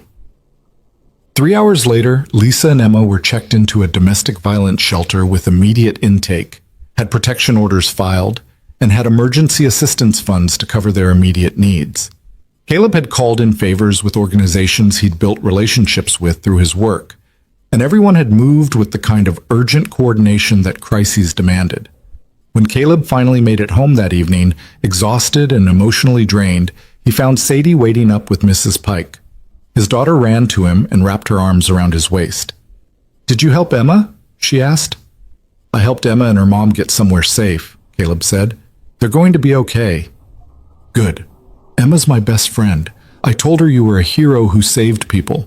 I told her you'd know what to do." Caleb pulled Sadie close, feeling the weight and wonder of being seen through his daughter's eyes. To her, helping people wasn't complicated corporate policy or budget negotiations. It was simply what you did when someone needed it. It was the most natural thing in the world. "You're a good friend, baby girl," he said. "Emma's lucky to have you." That night, after Sadie was asleep, Caleb sat at his kitchen table with a cup of tea and thought about the path that had led him here. From a janitor barely scraping by to a director of a program that had helped hundreds of people. From someone fired for doing the right thing to someone invited to teach others how to do it. From a man who'd been told he wasn't enough to a man who'd proven that being enough had nothing to do with credentials and everything to do with character. His phone buzzed, a text from Vivian. "Saw your call logs. You helped someone today who doesn't even work for us. That's above and beyond, Caleb." He typed back, "A 9-year-old asked for help. Didn't feel like I had a choice." Her response came quickly. "That's exactly why you're good at this. You never feel like you have a choice to walk away. It's instinct for you, like CPR in that boardroom. You just act." Caleb smiled and set his phone down. She was right, in a way. He'd spent so long being the person who needed help that when he finally had the power to provide it, refusing felt impossible. Every person he helped was a version of himself in some timeline where luck ran differently. Every life he stabilized was a debt paid forward to the universe that had somehow, improbably, given him this chance. 2 months later, on a sunny Saturday morning, Caleb stood in front of a crowd of 500 people gathered in a Philadelphia community center. The occasion was the launch of the Ashford Foundation for Worker Welfare, a nonprofit organization funded by Ashford Industries but operating independently to provide assistance to workers across multiple companies and industries. Vivian had proposed the idea. The board had approved it enthusiastically once they'd seen the Employee Welfare Initiative's results. And Caleb had been asked to serve as founding director. The crowd included workers from a dozen different companies, HR professionals interested in implementing similar programs, community organizers who'd been fighting for worker rights for decades, and reporters covering what some were calling a revolutionary approach to corporate responsibility. But the people who mattered most to Caleb were in the front row. Mrs. Pike, beaming with pride. Sadie, holding a sign she'd made herself that said, "My dad helps everyone." And next to them, Jasmine Brooks, Teresa Martinez, Marcus Reed, and a dozen other workers whose lives had been changed by being seen, being heard, and being helped when they needed it most. Caleb stepped up to the microphone and looked out at faces representing possibility and hope, and the radical idea that caring for people wasn't radical at all. It was just what you did if you wanted to build a world worth living in. 10 months ago, he began, I did something that should have been unremarkable. I performed CPR on someone who was dying, and because of who I was and who she was, that simple act of helping someone in crisis became a scandal that cost me everything I'd built. I was fired, publicly humiliated, and left to wonder if doing the right thing would always come with punishment. He paused, gathering his thoughts. But something unexpected happened in the aftermath. The woman I saved decided that the real scandal wasn't that I'd helped her, but that the systems we'd built punished people for being human, for having emergencies, for needing support. So she gave me the resources and authority to build something better. And together with workers who knew exactly what better looked like, because they'd survived without it, we created programs that proved a simple truth. Investing in people is good business and basic decency wrapped into one. Caleb gestured to the people in the front row. The Ashford Foundation for Worker Welfare exists because these people and hundreds like them showed us what was possible. They told us what they needed. They helped us design programs that actually worked. They proved that when you give people support without judgment and help without strings attached, they don't become dependent. They become empowered. He looked directly at Sadie, who was watching him with shining eyes. My daughter once told me that the world was wrong for punishing people who did the right thing. She was 7 years old and she understood something that took me decades to learn, that helping people shouldn't be controversial or complicated. It should be as natural as breathing, as instinctive as dropping to your knees when someone's heart stops and doing whatever it takes to bring them back. The crowd was completely silent, hanging on every word. So here's my challenge to everyone here today. Whether you're a worker who's struggling, an executive who has resources, an HR professional who sets policy, or just someone who believes people deserve dignity, find one way to help. One person you can support. One system you can change. One barrier you can remove between someone and the stability they need to thrive. Caleb's voice strengthened with conviction. Because the truth is, we're all one emergency away from crisis. One medical diagnosis, one car accident, one job loss, one bad month where everything that can go wrong does go wrong. The only difference between someone who survives that crisis and someone who doesn't is whether they have support when they need it most. This foundation exists to be that support, to prove that we can build a world where doing the right thing is rewarded instead of punished, where asking for help is met with resources instead of judgment, where every person matters, not because of what they produce, but because they're human beings deserving of dignity and care. He stepped back from the microphone. Thank you for being here. Thank you for believing that change is possible, and thank you for being willing to do the hard work of making that change real. The applause was thunderous, sustained, genuine. People stood, phones out recording, tears on faces, and Caleb felt something settle in his chest that he'd been missing for most of his adult life. Not just stability or success, but purpose. The bone-deep certainty that what he was doing mattered, that the struggles he'd survived had meaning beyond just endurance, that every hard lesson could be transformed into help for someone else walking a similar path. After the speeches and press interviews and handshaking and photos, after the crowd had dispersed and the community center was quiet again, Caleb found himself alone for a moment with Vivian. They stood by the windows overlooking the street, watching people stream out to continue their days. You know what the best part of all this is? Vivian asked. What's that? 3 months ago, I had nightmares about dying in that boardroom, about my heart stopping and everyone just standing around watching because they were too scared or too uncertain to act. But now when I think about that night, all I remember is you, dropping to your knees without hesitation, refusing to stop even when security tried to pull you away, fighting for my life when everyone else had already written me off. She turned to face him. You gave me a second chance, Caleb, and watching what you've built with the second chance I gave you, it's the best return on investment I've ever made. Caleb smiled. I'm pretty sure the return on investment is actually $4 million and counting. I'm not talking about money. Vivian's expression was soft, genuine. I'm talking about the realization that the person society told me wasn't worth noticing turned out to be the person who saved my life, and then used that second chance to save hundreds of others. That's worth more than any balance sheet could measure. Before Caleb could respond, Sadie came running up with Mrs. Pike trailing behind at a more sedate pace. Daddy, can we get ice cream to celebrate? Sadie asked. Mrs. Pike says yes if you say yes. Mrs. Pike is a terrible influence on you, Caleb said, scooping his daughter up. Of course we can get ice cream. Sadie cheered and wiggled to be put down so she could run ahead. Mrs. Pike caught up, slightly out of breath, and linked her arm through Caleb's. You did good today, she said quietly. Elena would be proud. The mention of his late wife usually brought pain, but today it brought something softer. Gratitude that she'd existed, that they'd had their time together, however brief, that she'd given him Sadie and all the reasons he'd had to keep fighting when everything fell apart. I hope so, Caleb said. I really hope so. They walked out into the Philadelphia sunshine, heading toward the ice cream shop 3 blocks away where Sadie was already planning her order. And as Caleb walked with his daughter's hand in his, and Mrs. Pike chattering about the speech, and Vivian's phone buzzing with messages from companies wanting to learn about the foundation, he felt something he'd thought was lost forever in the aftermath of Elena's death and his own repeated failures. He felt whole. Not because everything was perfect, there would always be challenges, always be people who resisted change, always be more work to do than hours to do it, but because he'd found the thing that made sense of all the struggling and surviving. He'd taken every hard lesson, every moment of needing help and having nowhere to turn, every time the system had ground him down and told him he wasn't enough, and he'd transformed it all into something that mattered. He'd become the person he'd needed when he was drowning. And now, finally, he could help others reach the shore.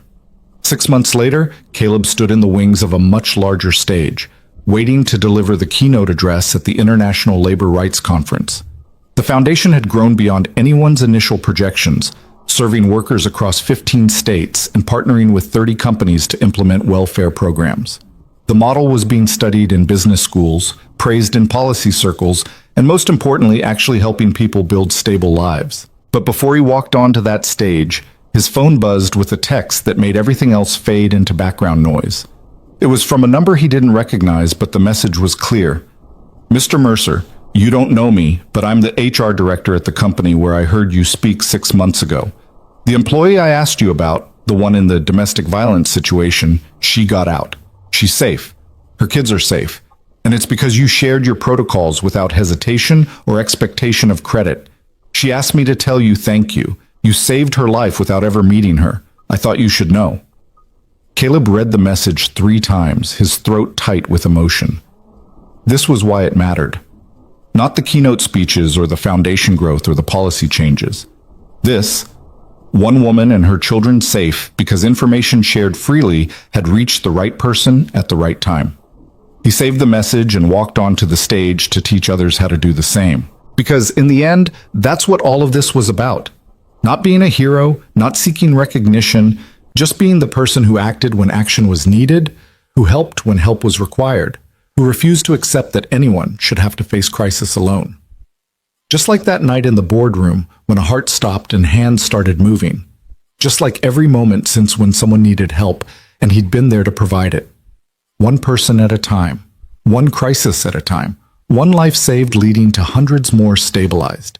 And somehow, impossibly, that was enough.